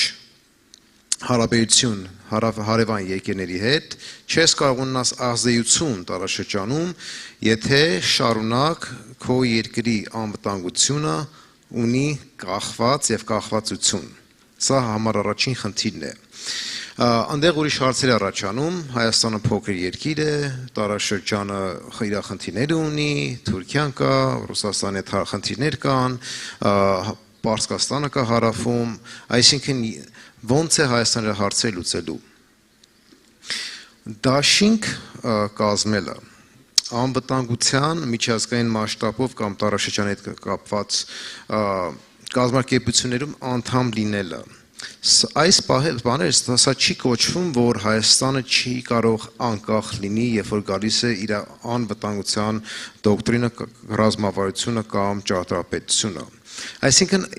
այս երկու բաները մենք պետք է անջատենք։ Մինչև Հայաստանը չկառուցի սահմանների մեջ, բայց մոտիկանա անկախ անվտանգության դոկտրին, այս խնդիրները շարունակելու են, որովհետև կախվածությունը էությամբ խնդիր է։ Այսինքն ոնց բացատրեմ, այն համակարգը, որ հիմնված է կախվածության վրա, ստեղծելու է անվտանգության խնդիրներ ապագայում։ Վստահության խնդիր է առաջանում ժամանակի մեջ։ Ումեն համար առաջին խնդիրը կլինի տարածաշրջանի հետ կապված, կլինի գլոբալ միջազգային համակարգի հետ կապված, Հայաստանը պետք է ամրացնի իր հարաբերությունները, կլինի դաշինքները կառուցում, կամ ասենք ռազմավարական հարաբերություններ ստեղծում տարբեր երկրների հետ, բայց մինչև անգլերենով ասում են dependency structure, մինչև այս կախվածության տրամաբանությունը չփոխվի, այս խնդիրները չի լուծվելու։ Ու շատ արագ ձև մի հատ անգլերենով բացատրեմ այս պահը։ Անայի հետ համաձայն եմ, I agree with Anna on this point. When we look at the international system and we look at the consistent variables that shape the domestic, regional aspects in relation to the international system, the fundamental issue is that Armenia's dependency structure contributes to its insecurity as opposed to its security. So when we try to find solutions, we have to change our modality of thinking. The overarching and continuous logic that we need a security guarantor is in essence a trap, takarte. It's a continuous trap. And so you escape that trap by denying dependency. And as Eric mentioned, after September 13th, there's an opportunity. We came to a realization, the security architecture that we had was actually void, it was non-existent. And so we have learned our lesson that dependency doesn't work. And this is why, whether we're talking about at the international systemic level, the regional level, the domestic level, we need to escape this trap of dependency. Շատ մերսի պրոֆեսոր Կոպայան, պարոն Արզումանյան, մեկ քանի բառ ուզում եմ ասել։ Համաձայն եմ ասացի հետ, ուղղակի ավելացնեմ, то есть Հայաստանը, հայ ժողովուրդը connectivity եւ global պրոբլեմներ չունենք, մենք աշխարհում գլոբալ ներկայացություն ունենք եւ connectivity-ն ապահովելու պրոբլեմ չունենք։ Իհարկե համաձայն եմ լրիվ, որ մենք պետք է հիմնենք մեր ինքնաիշխանության վրա, sovereignty վրա, պետական եւ ազգային sovereignty վրա կառուցենք համակարգ, որը հետո դուրս կգա կապեր հաստատի աշխարհի հետ։ Եվ ինձ համար հիմնական խնդիրը, որ մենք այսօր ունենք, ոչ թե հետագայում տարածաշրջանային եւ գլոբալ անվտանգության համակարգերի մեջ մտնելն է, բայց ինքնը մեր մեջ հասկանանք ոնց է կառուցվում նման համակարգը։ То есть իմ խորին համոզմանքն է, որ մենք ունենք ներքուն խնդիրներ։ Մենք ներքում տարանջատված ենք, պարակտված ենք։ Այսօր 30 տարվա ընթացքում մենք կառուցել ենք պետականություն, պետական համակարգ, որի մեջ ժողովրդի 80%-ը սփյուռքը տարանջատված էր։ Սփյուռքը եղել է ուղղակի Եվրոպայից ֆոնդ եւ այլ։ Պետակաշինության մեծ աշխատանքների մեջ այդ խնդիրները դրված չէին, չէր լուծված։ Եվ եթե մենք ուզում ենք լուծել այդ խնդիրները եւ կառուցենք նոր համակարգ, այդ համակարգում մենք պետք է հաղթահարենք այդ պարակտությունները, Արցախ, Սփյուռք, Հայաստան, անվտանգության համակարգերի մեջ, համապարփակ անվտանգության համակարգի մեջ, դա այդ տարամջատումները պետք է հաղթահարենք եւ այդտեղ ունենք մեծ իներցիա արդեն, ձևավորված իներցիա, 30 տարվա իներցիա, 100 տարվա իներցիա, դարերի իներցիա եւ այստեղից մենք մշակույթում, то есть կառուցելով նոր պետակ անվտանգության համակարգ կառուցելով, մենք կանգնելու ենք նաեւ մշակութային խնդիրների առաջեւ, հայկական մշակույթի մեջ ասենք։ Դրա համար Իմ կարծիքով մենք պիտի մտածենք եւ վերջո լուծենք այդ խնդրեմը, հասնենք այդ միասնականության, միասնական կամքի եւ մոտեցումների վիժնի խնդրեմը։ Եվ հետո այդ միասնական ուժի եւ բազիսի վրա ես անշուշտ համոզված եմ մենք կարողանանք բավականին շուրջ կառուցենք համապարփակ անվտանգության համակարգը հայ ժողովրդի եւ հայկական պետականության համար։ Հիմնական խնդրեմը նորից ասեմ, մի պարակտումն է։ Միջև այս պարակտված վիճակում Հայաստանը չի կարողանալ լուծել իր անվտանգության խնդիրները։ Շնորհակալություն։ Շատ մերսի պարոն Արզումանյան։ Ընձի խնդրեմ, որ հայտնեմ որ հարցերը ուզում ուղարկեք, խնդրում եմ Slido-ով ուղարկեք, QR-ի կոդը օգտվելով, որ այս սկրինի վրա կա։ Հիմա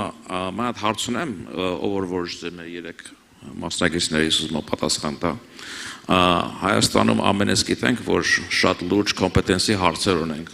ամեն պետական ոլորտներում, ամեն տարբեր դեպարտամենտներում, բայց նույն ժամանակ մեր տնտեսական ոլորտում, private sector-ում շատ բարձր level-ի կոմպետենս ունենք, շատ տարբեր ձևի IT-ի տարբեր ոլորտներում։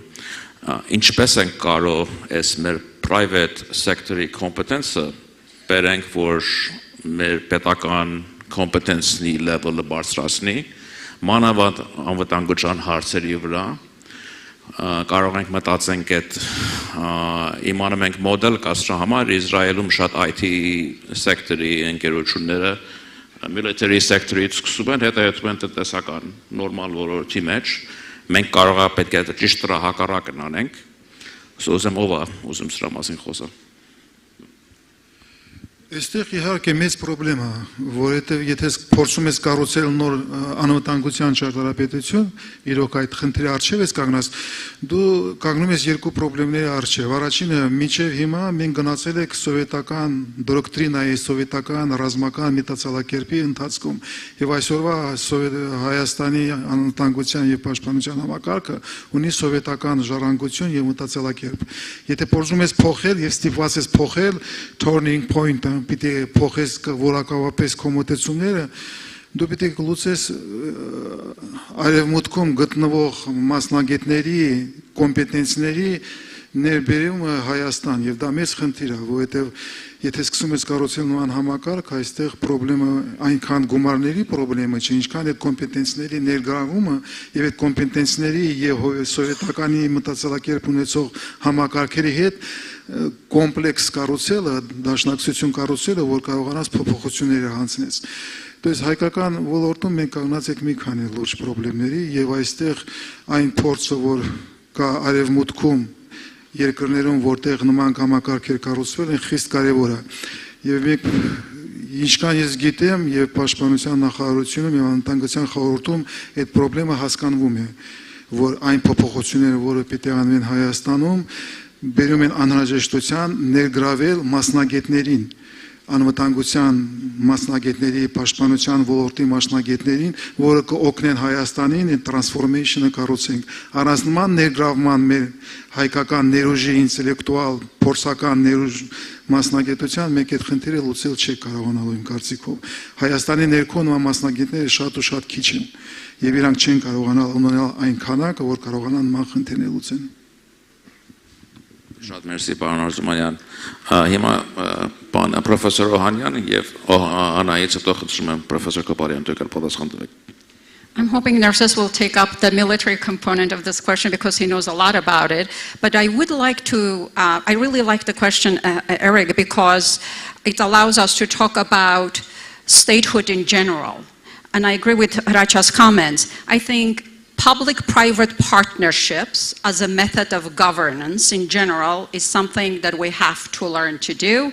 It's a key component of modernizing our administrative state. Assuming that the government will be able to do everything is unrealistic. And public-private partnership could mean the working of the government with the civil society, working of the government with the private sector. Of course, there are risks in building these types of partnerships as well, but I think learning to do it right in all issue areas is really essential. I mean, the previous panel is a really wonderful example of the role of civil society in the sphere of education, for example. My children, for example, went through co-op as an intern and they just emerged completely transformed. So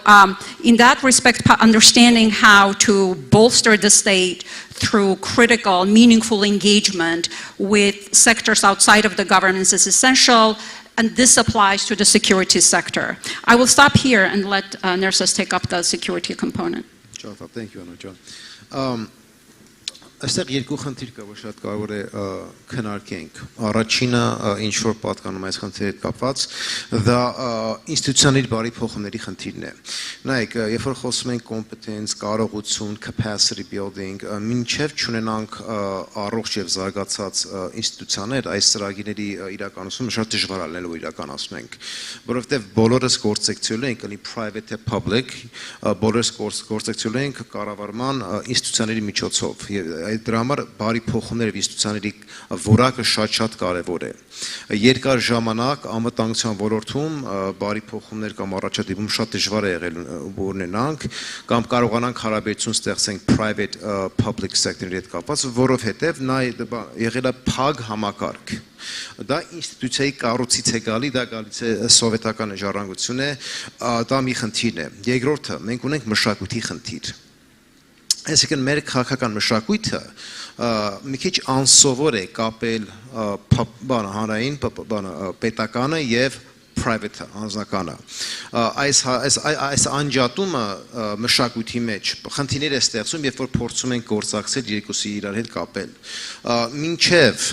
ինստիտուցիաների բարի փոխումները զարգացումը չհասնի այն մակարդակի որ թույլ է տալու գործակցենք այն որակի մասնագետների հետ էքսպերտների հետ որ դրսից բերենք process-ը շատ դանդաղ է լինելու բայց ոնց որ Հրաչյան ասեց առաջադիմում կա բարի փոխում կա ու գիտակցություն կա նամանավանդ անվտանգության ոլորտում պաշտպանության նախարարությունում օրինակ որ ոնց վիճակը որ կա դա այնպես չի կարող շարունակվի Եվ կամաց բացվում է այդ փակ համակարգը, բայց մի ուրիշ բան է շատ կարևոր այստեղ նշել, մշակույթ փոխելը ժամանակ է տևում, դա ամենադժվար բաներից մեկն է, եւ պետք է հասկանանք, որ այդ process-ները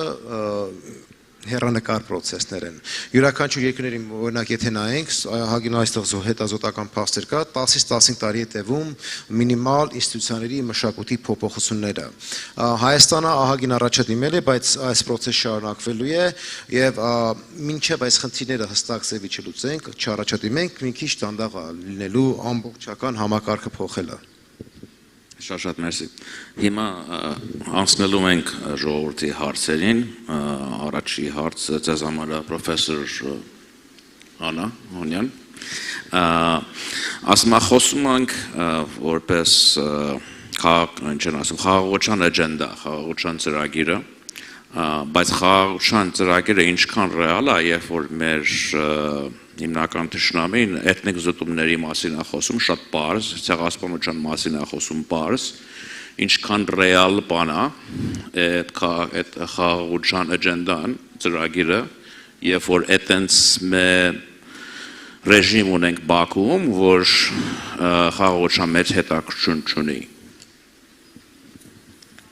Շատ կարևոր հարց, an excellent question. I'm very sorry I'm speaking in English because my professional Armenian is clunky. I do understand that Azerbaijani society has been closed, has been feeding on a daily dose of Armenophobia. As a mother, it's just tough for me to see how children are being brainwashed in hatred. But I do still think that a peace agenda is crucial to move forward. I think the lack of separation, total separation between societies, it is this separation that allows that type of rhetoric to take hold inside that society. It is exactly what Aliyev is working towards in preventing the regional unblocking that is on the agreement, even though, again, Azerbaijani people would benefit from a transparent, open, regional, stable regional order. Now, in terms of peace is a strategy, essentially. We tend to think of peace as something idealistic, something lofty. It's a very hardcore security strategy. And when thinking about Azerbaijani society, I would actually say that Armenia's diplomacy has to go on the defensive and start thinking about public diplomacy in reaching out the Azerbaijani society. Because that society has been feeding on Armenophobia, that is a necessary instrument for Azerbaijani state to maintain its personalized patrimonial authoritarianism, which essentially does not allow a big chunk of the society to benefit from the state. This is actually economic studies who demonstrate that societies that are not contract intensive, meaning that very small groups benefit from the society, tend to be more nationalistic in order to keep the rest of the society quiet. So in that context, figuring out a way to identifying stakeholders of engagement. They are beneficiaries from openness. The stakes of war should be expensive for that society. Right now, it's not, because the Azerbaijani society does not have much of the productive sector, right? But that will be changing. So simply to stop here to say that yes, precisely because it's an Armenophobic society, continuous engagement is necessary. And because it's an authoritarian society, we really don't know what segments are quieted, if this last attack was not popular in Azerbaijan. So I think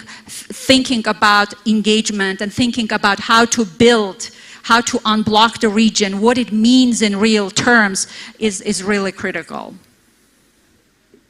Շատ մերսի պրոֆեսոր Հանյան։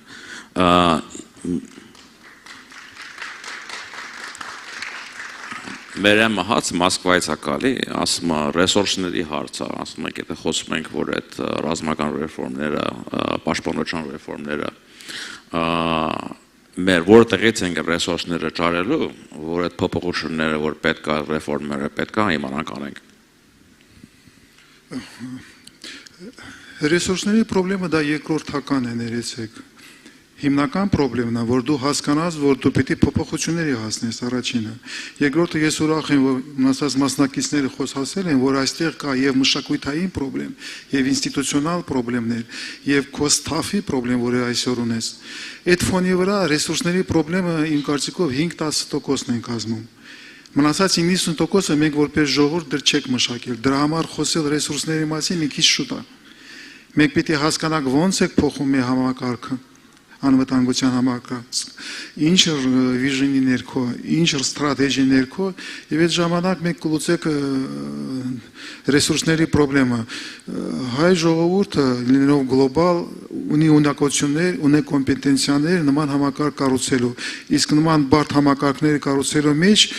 իմ կարծիքով անձնական ներուժի պրոբլեմը, ինտելեկտուալ ներուժի պրոբլեմը խիստ կարևոր է։ Փառք Աստծո արդեն 20 դարը չի, ինդաստրիալ դարը չի, 21 դարը իրոք ինտելեկտուալ եւ առաջատար տեխնոլոգիաների եւ մոտեցումների դար է, եւ ռեսուրսների պրոբլեմը հին մոտեցման, հին հասկացողության մեջ ինքան մեծ գործեմ չի, այդ պրոբլեմները կարելի է լուծել, ավելի դժվար է ունենալ եւ մշակել այդ գաղափարից հասնել դոկտրինայից հասկանալ ինչ փոփոխություններ, տրանսֆորմեյշններ պիտի տեղի ունենան քո ինստիտուտների մեջ, այդ տրանսֆորմեյշնի ստրատեգիան պիտի ունենաս, եւ այդ միջին ճանապարհը անցնես, դու կհասկանաս ինչ ռեսուրսներ է քեզ պետք։ Այդ առաջի պրոբլեմը, երկրորդը դու իրավունք չունես սпасել երբ եւ վերևից այդ ամեն ինչը ձևավորվելու եւ ստիպված ես ներքևից bottom up սկսել այդ աշխատանքները։ Եվ երեկու process-ը իր հետ միջամտելով, իրար առաջ գնալով կփորձենք հասնել հաջողության, որովհետև ցավոք սրտի մենք կորցրել ենք 30 տարի եւ հիմա ստիպված եք շատ շուտ, շատ քիչ ժամանակներում լուծել այն խնդիրները, որը պետք է լուծեն generation-ի ընթացքում։ Համաձայն եմ պարոն Ահոնյանի հետ, որտեղ generation-ը խնդիրներ է, բայց այդ generation-ները մենք կորցրել ենք։ Այդ 30 տարին կորցրել ենք եւ հիմա պետք է լուծենք ավելի դժվար խնդիրներ։ Եվ այդ խնդրի դժվարությունը երբ մենք հասկանանք եւ կարողանանք սինխրոնիզացիոնի հասնենք հայ ժողովրդի ներքո, իմ կարծիքով մենք կկարողանանք գտնել բոլոր անհրաժեշտ ռեսուրսները։ Ցավոք սրտի Հայաստանը 21 դարում փոքր երկիր է, ընդամենը 3 միլիոն է, եւ նման համակարգը կառուցելու համար մենք ռեսուրսներ կգտնենք։ Վերջացնելով նորից ինձ համար խիստ կարևոր է որ մենք հասկանանք մշակութային փոփոխությունները, անվտանգության հարցերով մշակույթի խնդիրները, քաղաքական մշակույթի փոփոխությունները, հասարակության եւ պետության հարաբերությունների փոփոխությունների անհրաժեշտությունը, որից գալիս է պետական ինստիտուշնների հարաբերությունները հասարակության ժողովրդի անգամ եւ հետո այդ հասկացողությունների հիման վրա որպես բազիս սկսել ձևավորել նոր անվտանգության եւ պաշտպանության համակարգ։ Եվ ի սկզբանե հասկանալով, որ դա կլինի որակյալ փոփոխություններ, սկզբունքային փոփոխություններ, որտեղ դու իրավունք եւ հնարավորություն չունես հիմնվես այն ժառանգության վրա, որ ունեցել ես հետ սովետական Հայաստանի կառուցված ինստիտուշնների եւ մոտեցումների ներքո ցավոք սրտի։ 30 տարի կորցված է եւ հիմա 1-2 տարվա ընթացքում այդ turning point-ը փոփոխությունները մենք պետք է կարողանանք անենք։ Եվ կարողանանք փոխվել ներքում, ներսում, ինտելեկտում, ես համոզված եմ մենք կգանք համաձայնության եւ կգտնենք ռեսուրսներ։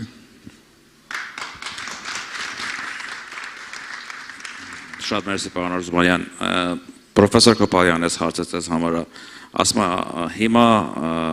ապրում ենք global information-ի ժամանակներում աշխարհում, որ global media-ն շատ կարևոր է եւ այդ շատ բարձ կարող ենք ասենք որ այդ դաշտում մենք չենք հաղթել վերջի 30 տարվա մեջ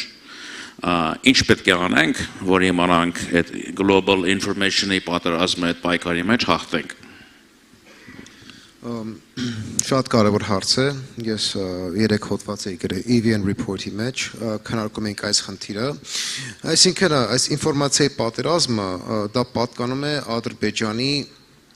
լայնածավալ ու շատ լավ կառուցած հիբրիդային դոկտրինի մեջ Երբ որ իրանք այսինքն մի բան պետք է անեն կամ մի բան որ լինելու է, իրանք արդեն պատրաստված են, իրանք բոլոր դեսպանատուները տեղեկացված են, իրանք ծրագիր ունեն, իրանք մշակել են ծրագիրը եւ հարձակվում են։ Սա շատ բարձր մակարդակի կազմակերպչական կարողություն է իրանք տվել եւ իրանք կարողացել են այս միջազգային ինֆորմացիայի կոնֆլիկտը պատերազմը հաղթահարեն մինչեւ վերջերս։ Ոնց են կարող դրա դեմ պայքարել։ Դրա համար ես մի քիչ առաջ խոսում էի Հայաստանը պետք է կառուցի իր հիբրիդային ռազմավարությունը, որի մեջ մտնում է ինֆորմացիայի պատերազմը, information warfare։ Եվ սա շատ լայնածավալ process է ու ամենակարևոր խնդիրը գիտեք որն է, որ երբ որ Ադրբեջանը կառուցում էր իրենց հիբրիդային դոկտրինը եւ իրենք կառուցում են իրենց ինֆորմացիայի պատերազմային դոկտրինը, իրանք մեր սպյուրքին հաշվի առան։ Իրենք պատրաստ էին, որ գիտակցում էին իրենց ծրագրերի մեջ կա, որ ոնց պետք է պայքարեն սպյուրքի դեմ, ոնց պետք է պայքարեն սպյուրքի ռեսուրսների դեմ։ Եվ այսինքն իրանք ավելի առողջ հեռանկար ունեցել, քան թե մենք։ Ներկապահին մենք պետք է ավելի խորը ձևի հասկանանք իրենց ինֆորմացիայի պատրաստային դոկտրինը ոնց է կառուցված, որ ճիշտ քայլերի դիմենք եւ կարողանանք մենք կառուցենք հակա քայլեր, որ կարողանանք մրցել։ Դա առաջինն է։ Երկրորդը, ունենք մենք ներկապահին մի առավելություն, որը կապված է Հայաստանի ժողովրդավարության հետ կապված, որպեսզի ժողովրդավարական երկիր, եւ ունենք մի իրավիճակ, որ 2020 թվականի պատերազմից հետո միջազգային համայնքը գիտակցում է, որ Հայաստանը ինչ տեսակի երկիր է եւ Ադրբեջանը ինչ տեսակի երկիր է։ Այսինքն մինչեւ 2020 թիվը տրամաբանություն քիչ տարբեր էր ու Ադրբեջանը կարում էր այն մտքերը, բովանդական հասկացությունները, անգլերեն ասում են narrative, այո, narrative-ը մշակելը կարող էր դա անել։ Կամաց դա փոխվում է, բայց հարց հետևյալն է. Հայաստանը ինչ քայլերի է դիմում, որ կարողանանք առողջ ձևի պայքարենք Ադրբեջանի դեմ եւ այն շատ հզոր հիբրիդային կառույցը, որ իրենք ունեն։ Այս երկուսը իրար հետ կարողանանք կապենք ու սկսենք ճիշտ ձևի մոտիկանալ, պատասխաններ կգտնենք այդ հարցին։ Ներկապահին սա աշխատանք գնում է, բայց մենք չունենք լայն ռազմավարություն, չունենք դոկտրին, որ մեզի կարողանալ է ուղեկցի ոնց պայքարենք այս միջազգային ինֆորմացիայի պատերազմը, որ Ադրբեջանը հայտարարել է բոլոր, միայն Հայաստանի Հանրապետության չէ, բայց բոլոր հայության դեմ։ Շատ մերսի պրոֆեսոր Կոպարյան։ Պրոֆեսոր Օհանյան, այս հարցը ձեզ համար է։ Հարցը ասում է, որ պարզա սեպտեմբեր 13-ից հետո, որ Ռուսաստանը որոշ չափով, որ լրիվ իր դիրքը կորցնում է այս կովկասյան ցաղամասում, հարցն այն է, որ ով է այդ տեղը վերցնելու եւ արևմուտքը ինչա կարող տա Հայաստանին տրափոխարինելու, եթե դեպի Western կողմն ենք ետում քաղաքական մեր սիստեմների մեջ։ I'm going to pretend I know the answer to this question. The question was, Russia is losing power and influence in the South Caucasus and whether that vacuum will be filled by the West. I think on the one hand, I do agree that Russia is losing influence over South Caucasus. And I already mentioned that it lost its leverage over Eurasian connectivity, is much, much weaker relative to China. I also would like to add that what we're witnessing right now, we're at a very specific moment, and not just Armenia, but the post-Soviet states, if that concept even applies now, there is an imperial decline that is happening between Russia and its neighboring statehoods. And I don't mean here this like a derogatory term, simply that method, that form of engagement with the post-Soviet states is shifting, meaning that the post-Soviet states have an opportunity to renegotiate their terms of engagement with Russia. These processes are somewhat expected. Imperial collapse and the disintegration, and for example, between European powers and the their overseas former colonies, obviously was much easier to do because they were not contiguous, they're far. But here in the context of Russia, all the states are very clear. That does not mean that Armenia needs to cut its ties from Russia. You can cheat geography, and we don't know yet what will be happening with Russia, and Russia remains still an important country. But as to and by the way, we should also start thinking about Russia and its relationship in Eurasia from the perspective of the climate change. This is a new area that I'm starting to learn about, but the impact of the climate change on Russia's permafrost melting, agricultural capacity, oil revenues are all headed in the negative trends, and this was before the war in Ukraine, which only accelerated these processes. One clear advantage that Russia will get would be the melting of the Arctic, which is melting at much faster rates than the rest of the world, which opens navigation for China to connect to Europe. Obviously, China does have issues of connectivity. What does this mean for South Caucasus? On the one hand, yes, Russia is declining, but at the same time, I'm not sure that the West will be filling the gap. I think the West, United States in particular, seems to be intent on protecting the norms against conquest, border stability, and that's very important for small states, including particularly Armenia. Because the West or China right now, no one is at this point, fortunately or not, is not engaged in doing the type of big order building that took place after World War II. Where we seem to be headed is sort of transactional, ad hoc, crisis management mode. Whether Russia's decline, I'm not sure, again, that Russia's decline will be filled by US presence, or the West is eager to come in. US has been preoccupied with its pivot to Asia. So it's US-China competition that will be shaping the competition over Eurasia. And I don't think if the United States has been even trying to come out of the Middle East, leaving its allies to try to figure out essentially the Abraham Accord with Israel forming relationship with some of its former foes. So I guess what I'm saying is that yes, South Caucasus is in a period of flux. It's weakening Russia, interested West, curious and interested Iran. India is an important player, and it doesn't even look like India is pushed to pick a side. Every country right now is pushed to pick a side. And very few countries are willing to do that. Much of the developing world does not want to be dragged into a new Cold War. So India is emerging an important power. I think where we're headed is into this period of multipolarity. You have India, China, Russia, the West, much weaker West, and of course Europe is emerging as political Europe, sending signals that will be much more vocal, much more active, perhaps much more militarized,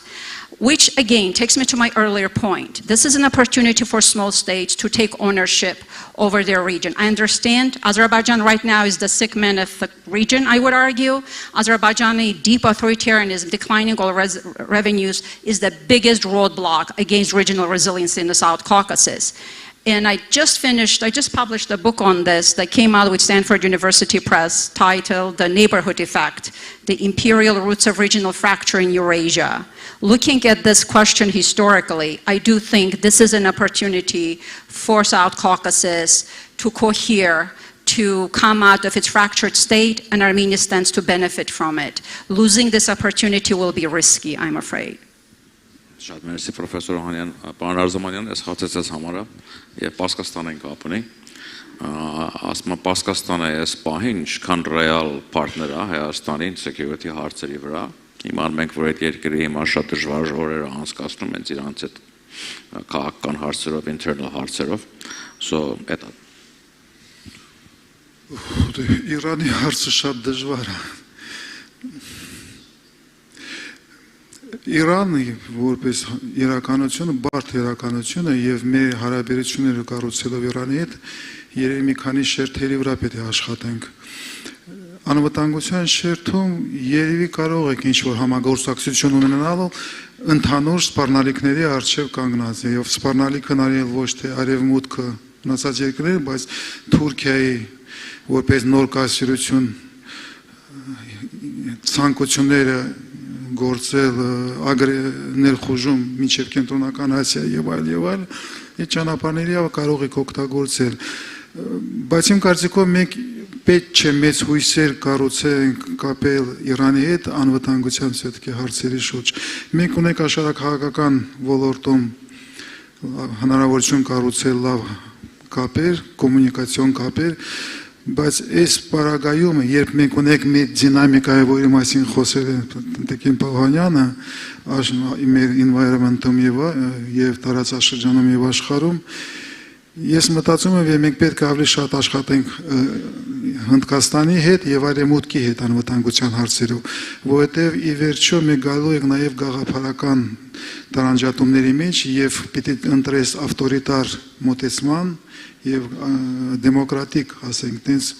բևերների մասին, որը ձևավորվում են աշխարհում։ Եվ իմ կարծիքով Հայաստանի համար ավելի ճիշտ ճանապարհ է աշխատել այն ուժային եւ աշխարհակահաղական կենտրոնների հետ, որոնք նմանատիպ են նայում աշխարհին։ Իրանը մնալու է ավտորիտար երկիր, Իրանը մնում է թեոկրատիա, եւ լինելով թեոկրատիա, այնտեղ միշտ խնդիրներ առաջանալու անվտանգության եւ աշխարհակահաղական շահերից, որը ելնում են կրոնական եւ ուրիշ մոտեցումներից։ Երկու նարատիվներ են, երկու մոտեցումներ են։ Եվ պարտադիր չէ, որ աշխարհակահաղական եւ անվտանգության արգումենտները հաղթեն Իրանում։ Իրանում կարող է հաղթել թեոկրատիկ իսլամական մոտեցումները։ Եվ այդ ժամանակ Իրանը կմնա չեզոք, ոնց Իրանը մնացել է 2020 թվականին չեզոք։ Եթե ելնես տարածաշրջանային աշխարհակահաղական շահերից, Իրանը չպիտի թողածնի, որ հարավային սահմանները դառնան վտանգավոր, որի մասին այսօր իրանք բարձրագույն խոսում են, բայց իրանք չմիջամտածին process-ների մեջ, որտեղ այդ երկուորությունը իրանց մեջ կա եւ կմնա։ Դրա համար Իրանը այդ հարցերում այնքան է կայուն չի։ Ես գտնում եմ ավելի նպատակահարմար հիմնել ավելի կայուն արդեն ձևավորված մոտեցումներով երկրների եւ մոտեցումների վրա։ Իրանը մեր սահմանակիցն է, Իրանը մեր դարավոր հազարամյակների ընթացքում երկիրը ժողովրդավոր հետ պետք է մնանք լավ կապեր մշակութային, տնտեսական եւ այլ, բայց անվտանգության հարցերում ես մի քիչ չեզոք կմնայի։ Որտեղ նորից եմ կրկնում, դա ոչ թե Հայաստանի մոտեցումներն է, բայց ավելի շուտ Իրանի ոչ կայուն ճակետներում երկվորյակակ մոտեցումն է։ Ես չգիտեմ շիիզմի մոտեցումները կհաղթեն, թե աշխարհակահաղական եւ անվտանգության խնդիրները։ Իրանում կան բարբեր բևեռներ իշխանության մեջ 2020 թվականին հաղթել է այն բևեռը, որը բերեց նրան, որ մենքաժանդակություն չենք ունեցել։ Դրա համար Իրանի հետ պետք է բարենպաստ լավ պայմաններ ունենաս, բայց ճակետներում հույսերը կապես եւ փորձես կառուցել ուրիշ երկրների, մանավանդ որ հայկական դիվանագիտական քաղաքական ներուժը այքան մեծ չէ եւ ավելի ճիշտ կլինի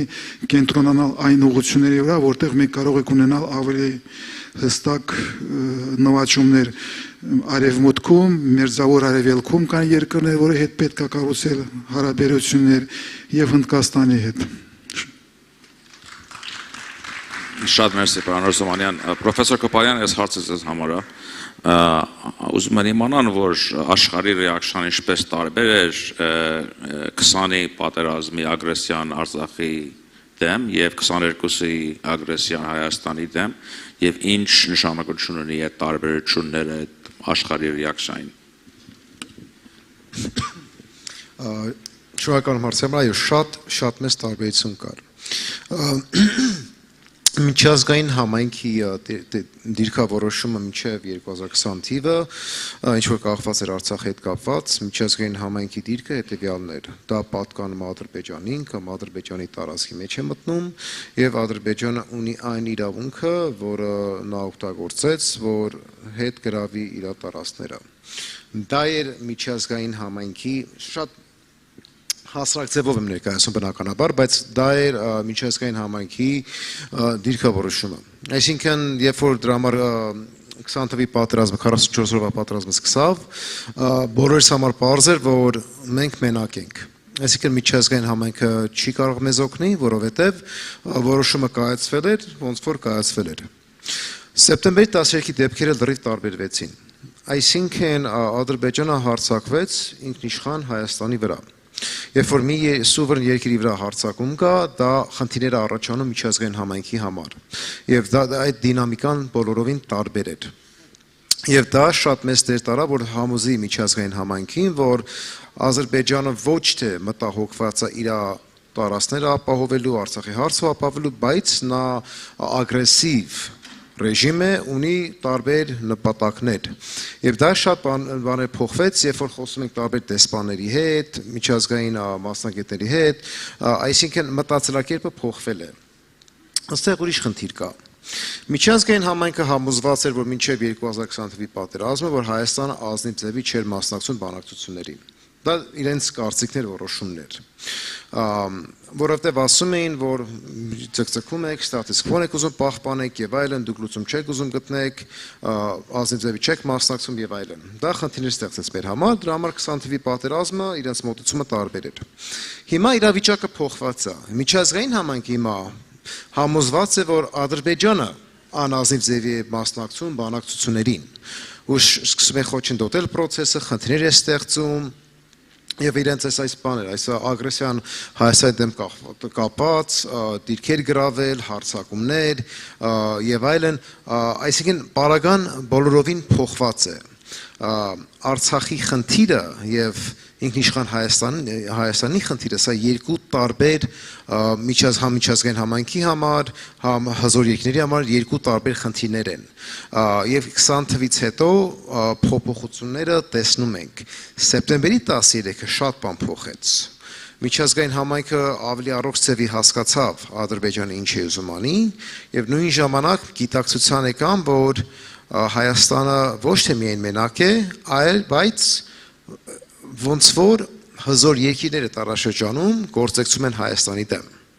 Եվ դա իրավիճակը փոխվեց եւ տեսանք ավելի ակտիվ ձևի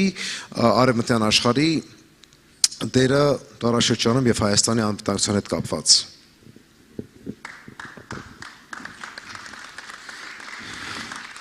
Շատ մերսի, ես կարծեմ մեր վերջի հարցը կելի, ասում է, որ ամեն մեր մասնակիցները, պանելիստները խոսում են, որ մենք նոր մոտեցում պետք ունենք security պաշտպանության հարցերի եւ պետք է մեր դոկտրինները, մոտեցումները փոխեմ եւ դրա փոփոխությունների մեջ սպյուրքի դերը ինչա կարող է լինի։ Ձեզանոց սկսենք։ Փոփոխություններ, հա, ես comprehensive defense and security համակարգի եւ comprehensive security approach իրականացնելու աշխատանքներում սփյուռքի ներդրումը ներուժը պետք է օգտագործած լինի, որովհետեւ ես խոսել եմ միջև այդ Հայաստանը, հետսովետական Հայաստանը կառուցված է սովետական ռազմական մշակույթի վրա։ Մեր սպայերը, մեր համակարգերը, անվտանգության համակարգերը բոլորը սովետական են։ Դա բնական է, մենք սովետական միությունից դուրս եք եկել, այդ transition period-ը սովետական է կառուցում։ Բայց այն մոտեցումները, որը պետք է իրականացնենք, նրանք ավելի շատ զարգացել են եւ հիմնվում են արևմուտքի մոտեցման վրա, մշակույթի վրա։ Եվ անշուշտ մենք ունենք փորձագետներ, գիտնականներ, սպայեր, որը այդ մշակույթի կրողներն են, եւ իրանց փորձը, իրանց գիտելիքները, ներուժը իմ կարծիքով պետք է սինխրոնիզացվի եւ ներբերվի Հայաստան, որ օգնե մեզ այդ ժամանակը, որ մենք ունենք շատ քիչ, արագացնենք, որովհետեւ ճիշտ եք ասել դրամատիկ որ institution transformation դա երկար ճանապարհ է, մենք պետք է փորձենք այդ ժամանակը ինչքան կարելի է շուտ սեղմել եւ այստեղ ոչ թե սփյուռքի ֆինանսական եւ մնացած նյութական ռեսուրսների կարիքն լինելով, բայց ավելի շուտ ինտելեկտուալ եւ կոմպետենցիաների ներուժը Այսօր ես կարող եմ ասեմ, որ Հայաստանում խիստ կարևոր անհրաժեշտություն կա հրահանգիչների ներուժը, որովհետև եթե սկսում ես կառուցել նոր անվտանգության եւ պաշտպանության համակարգ, որը հիմնում է ավելի շուտ արևմտյան վիժնի եւ դոկտրինայի վրա, դու պետք է կարողանաս ունենաս հրահանգիչներ, որը կօգնեն քեզ այդ ճանապարհով անցնել։ Ուկրաինական պատերազմում տեսնում ենք տասնյակ հազար հրահանգիչներ մտել են Ուկրաինայի, փորձում են օգնել երկրին այդ տրանսֆորմացիան կատարել ռազմական գործողությունների լայնածավալ ռազմական գործողությունների ֆոնի վրա։ Մենք պետք է կարողանանք նման աշխատանք անենք առաջ լայնածավալ ռազմական գործողությունների։ Եվ նույն ձևի կանգնած եղնել նման հարցերի շուրջ, ոնց է բերում Հայաստան նման կոմպետենցիաներ, նման գիտելիքներ։ Այն, որ ինչ այսօր ունենք, բավական չի եւ ուրիշ պետք է փոխվի։ Եվ այստեղ սփյուռքի աշխատանքը, սփյուռքի մտնում այս աշխատանքների մեջ իմ կարծիքով խիստ կարևոր է եւ հույս ունեմ եք կարողանանք դրան հասնել։ Շատ մերսի պարոն Արզումանյան, պրոֆեսոր Հանյան։ Great question. The role of the diaspora, specifically on security. In general, I think the obvious one is public diplomacy. obviously depends as to which country we're talking about, but wherever the opportunities are there, the diaspora needs to be very effective. It can be hugely important for Armenian state in framing, casting the interest of Armenian state within the framework of their home state, of the state of their residence. So that would be one, the public diplomacy at various levels. And United States, by the way, I just learned about this very recently, is moving towards subnational diplomacy, working, and this opens huge opportunities for diaspora engagement, especially in the United States. Working with the local levels of governments, whether it's, let's say, if you reside in Massachusetts, what can leadership there do in regards to connecting that state to Armenia? How can it champion Armenia's security needs at that level? But also, more importantly, diaspora models of engagement, there's a huge scholarship on this. Obviously, the experiences of India is being studied, the experience of Israel, obviously, Mexico to a certain extent, China, the biggest example where the development has been actually spearheaded by the Chinese diaspora. So I think the biggest role that the diaspora can play in helping Armenia to become a networked state, to become a global nation. How does a state become a network state? By building also networks, connections, transgovernmental networks across different countries. And the diasporic communities are playing an intermediating role in it. And simply to conclude by saying that small states have to be open economically and politically. And diaspora is a huge instrument in helping and around in locking in Armenia as an economically and a politically open state. And lastly, and I promise lastly, diaspora does need to cohere around Armenia's democratic institutions. If Armenia loses its democracy, it probably will lose its state. So I will end on that note.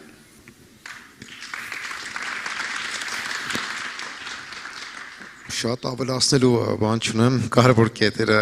Հրաչյանը բանան շեշտեցին, բայց երկու կարևոր հարցի շուրջ կուզեի խոսալ։ Առաջինը գիտության հետ կապված է, transfer knowledge, Հայաստանին պահանջ կա ռազմագիտության հետ կապված ահագին օգնություն եւ Սփյուռքում ունենք այդ մակարդակի գիտնականները, մասնագետները, որ կարող են շատ արագ ձևի օգտակարել լինեն անվտանգության զարգացման հետ կապված, որտեղ ինչին են գալի։ Երկար ժամանակ է տևում կառուցել այն դպրոցները, ինստիտուտները, որ արտադրեն այն որակի մասնագետներ, որ ունենաս այդ բարձր մակարդակի անվտանգության կառույց։ Ժամանակը, որ մեր խնդիրը մեր համար Սփյուռքից օգտվելը այն ուղեղային ուժերի հետ, այն մարդկային կապիտալը, որ շատ զարգացած է ռազմագիտական ոլորտում, դա շատ մեծ դեր կտանի։ Դա առաջինն էր։ Երկրորդը մի քիչ ավելի controversial մոտեցում ես ունեմ, սա պատկանում է, որ Սփյուռքը սկսի ավելի շատ ակտիվ դեր տանել Հայաստանի հիբրիդային կարողությունների հետ կապված։ Մենք խոսացինք մի քիչ առաջ ինֆորմացիայի պատերազմի հետ խնդիրներ ունենք, մենք խոսացինք, որ ունենք ահագին հզոր ռեսուրսներ Սփյուռքում, ոնց կարող ենք այդ ռեսուրսները ճիշտ մոբիլայզ անենք, որ պայքարենք Ադրբեջանի հիբրիդային պատերազմի դեմ, որը միայն Հայաստանի դեմ չէ, բայց բոլոր հայ համայնքի դեմն է։ Այսինքն գիտություն եւ փորձենք կազմակերպված մասնակցենք երկրի հիբրիդային կարողությունները զարգացնելու։ Շատ մերսի պրոֆեսոր Կոպայան, ժամանակ ունենք դեր մահատ վերջի հարցի համար, ես կհարցնեմ, մերակարծեմ 5 րոպե ունենք, զի Վրաստանի մասին, որ ուզում կարող պատասխանի, Վրաստանի կարևորությունը Հայաստանի համար որպես գործնակից եւ ինչ պետք է որ այդ հարաբերությունը հզորացնենք եւ եթե հզորացնելու համար պետք է լրիվ շեղվենք դեպի արևմուտք, գտնենք ավելի western մոտեցում EU-ին, US-ին կապերին, Ռուսաստանից շեղվենք, ով է ուզում դրա մասին խոսա։ I do feel strongly about this question, and I have been frustrated about Georgia's position for a long, long time. Very briefly, I think both Armenia and Georgia, as small states on the democratic trajectory, are crucially important do need each other. Georgia's trajectory of the European path, in a way, has created this mentality in Georgia, and I don't know how pervasive that is, that the hell with the neighborhood, we are going to join Europe. This was the same rhetoric that was used in the Balkans, right, where with that much money that was being poured into Balkans after the wars, my interviews in the Balkan countries were showing that countries did not want to engage with one another because they all were looking at Europe, and they thought that if they engage with one another, they're going to be stuck there. So I think Georgia's position, so far, I think it has improved over the past years. There's a lot more, in an Armenian side, Armenian government also seems to be a lot more active in engaging with Georgia. But still, I think Georgia has a strategic role to play. Number one, enormous entrepreneurship, leading the regional ownership of the South Caucasus. As a small state, consolidating, building coherence around the norm against conquest, against use of military in solving disputes. This norm has been foundational as to how regions pacified in other parts of the world. Whether you're looking at Latin America, obviously much different, or you're looking at Southeast Asia or East Asia. So that would be number one. And number two, and I think, I don't know whether there's any work being done here, transgovernmental networks are really critical. Engagement, for example, between parliaments to strengthen essentially those institutions, the parliamentary integrities. That is really critical. But I think the argument that, the Georgia's position, we're good with both Armenia and Azerbaijan, we have strategic relationship with Azerbaijan, it's just not sufficient. It actually does not serve Georgia's needs as well. The Russian invasion in Ukraine shows that West-US confrontation created a moral hazard, both for Ukraine and in Georgia. Highlighting, declaring, announcing a European path, geopoliticizing, most importantly, geopoliticizing your domestic democratic institutions has created a huge risk, both for Georgia and Ukraine. And I don't want to blame the war in Ukraine on Ukraine, obviously, but I think that dynamic needs to be considered. And for Armenia and Georgia to lock their democratic institutions in, which is necessary for them as small states, they do need each other to strengthen, to tie one another, and Georgia has a unique role to play in creating a regional fora of diplomacy to start bolstering this norm against territorial conquest. If that border, Armenia-Azerbaijani border, does not hold, that will signal the failure of the international rules-based world order. I'm not exaggerating, because that is, interstate wars have nearly disappeared. Norms against conquest have been the strongest. They have been cultivated since 1930s. So if that does not take hold, I don't think Russia will be spared. I don't think Georgia will be spared, and South Caucasus will increasingly start looking like the Middle East. So I don't think Georgia has a choice here.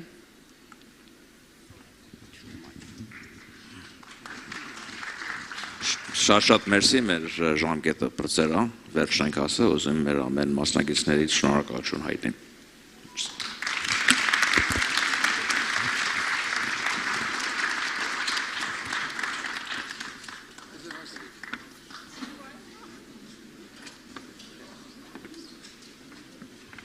Գագաթնաժողովի հարգելի մասնակիցներ, շնորհակալ ենք այս քննարկմանը մասնակցելու համար։ Այժմ լանչի ճաշի ընդմիջումն է։ Հիշեցնենք, որ ճաշի ընդմիջումից հետո ունենք 3 համաժամանակյան նիստ։ Խնդրում ենք ըստ օրակարգի ընտրել ձեր նախընտրելի նիստը, այն թեման, որը ձեզ առավել է հետաքրքրում, եւ ընտրել համապատասխան սրահը։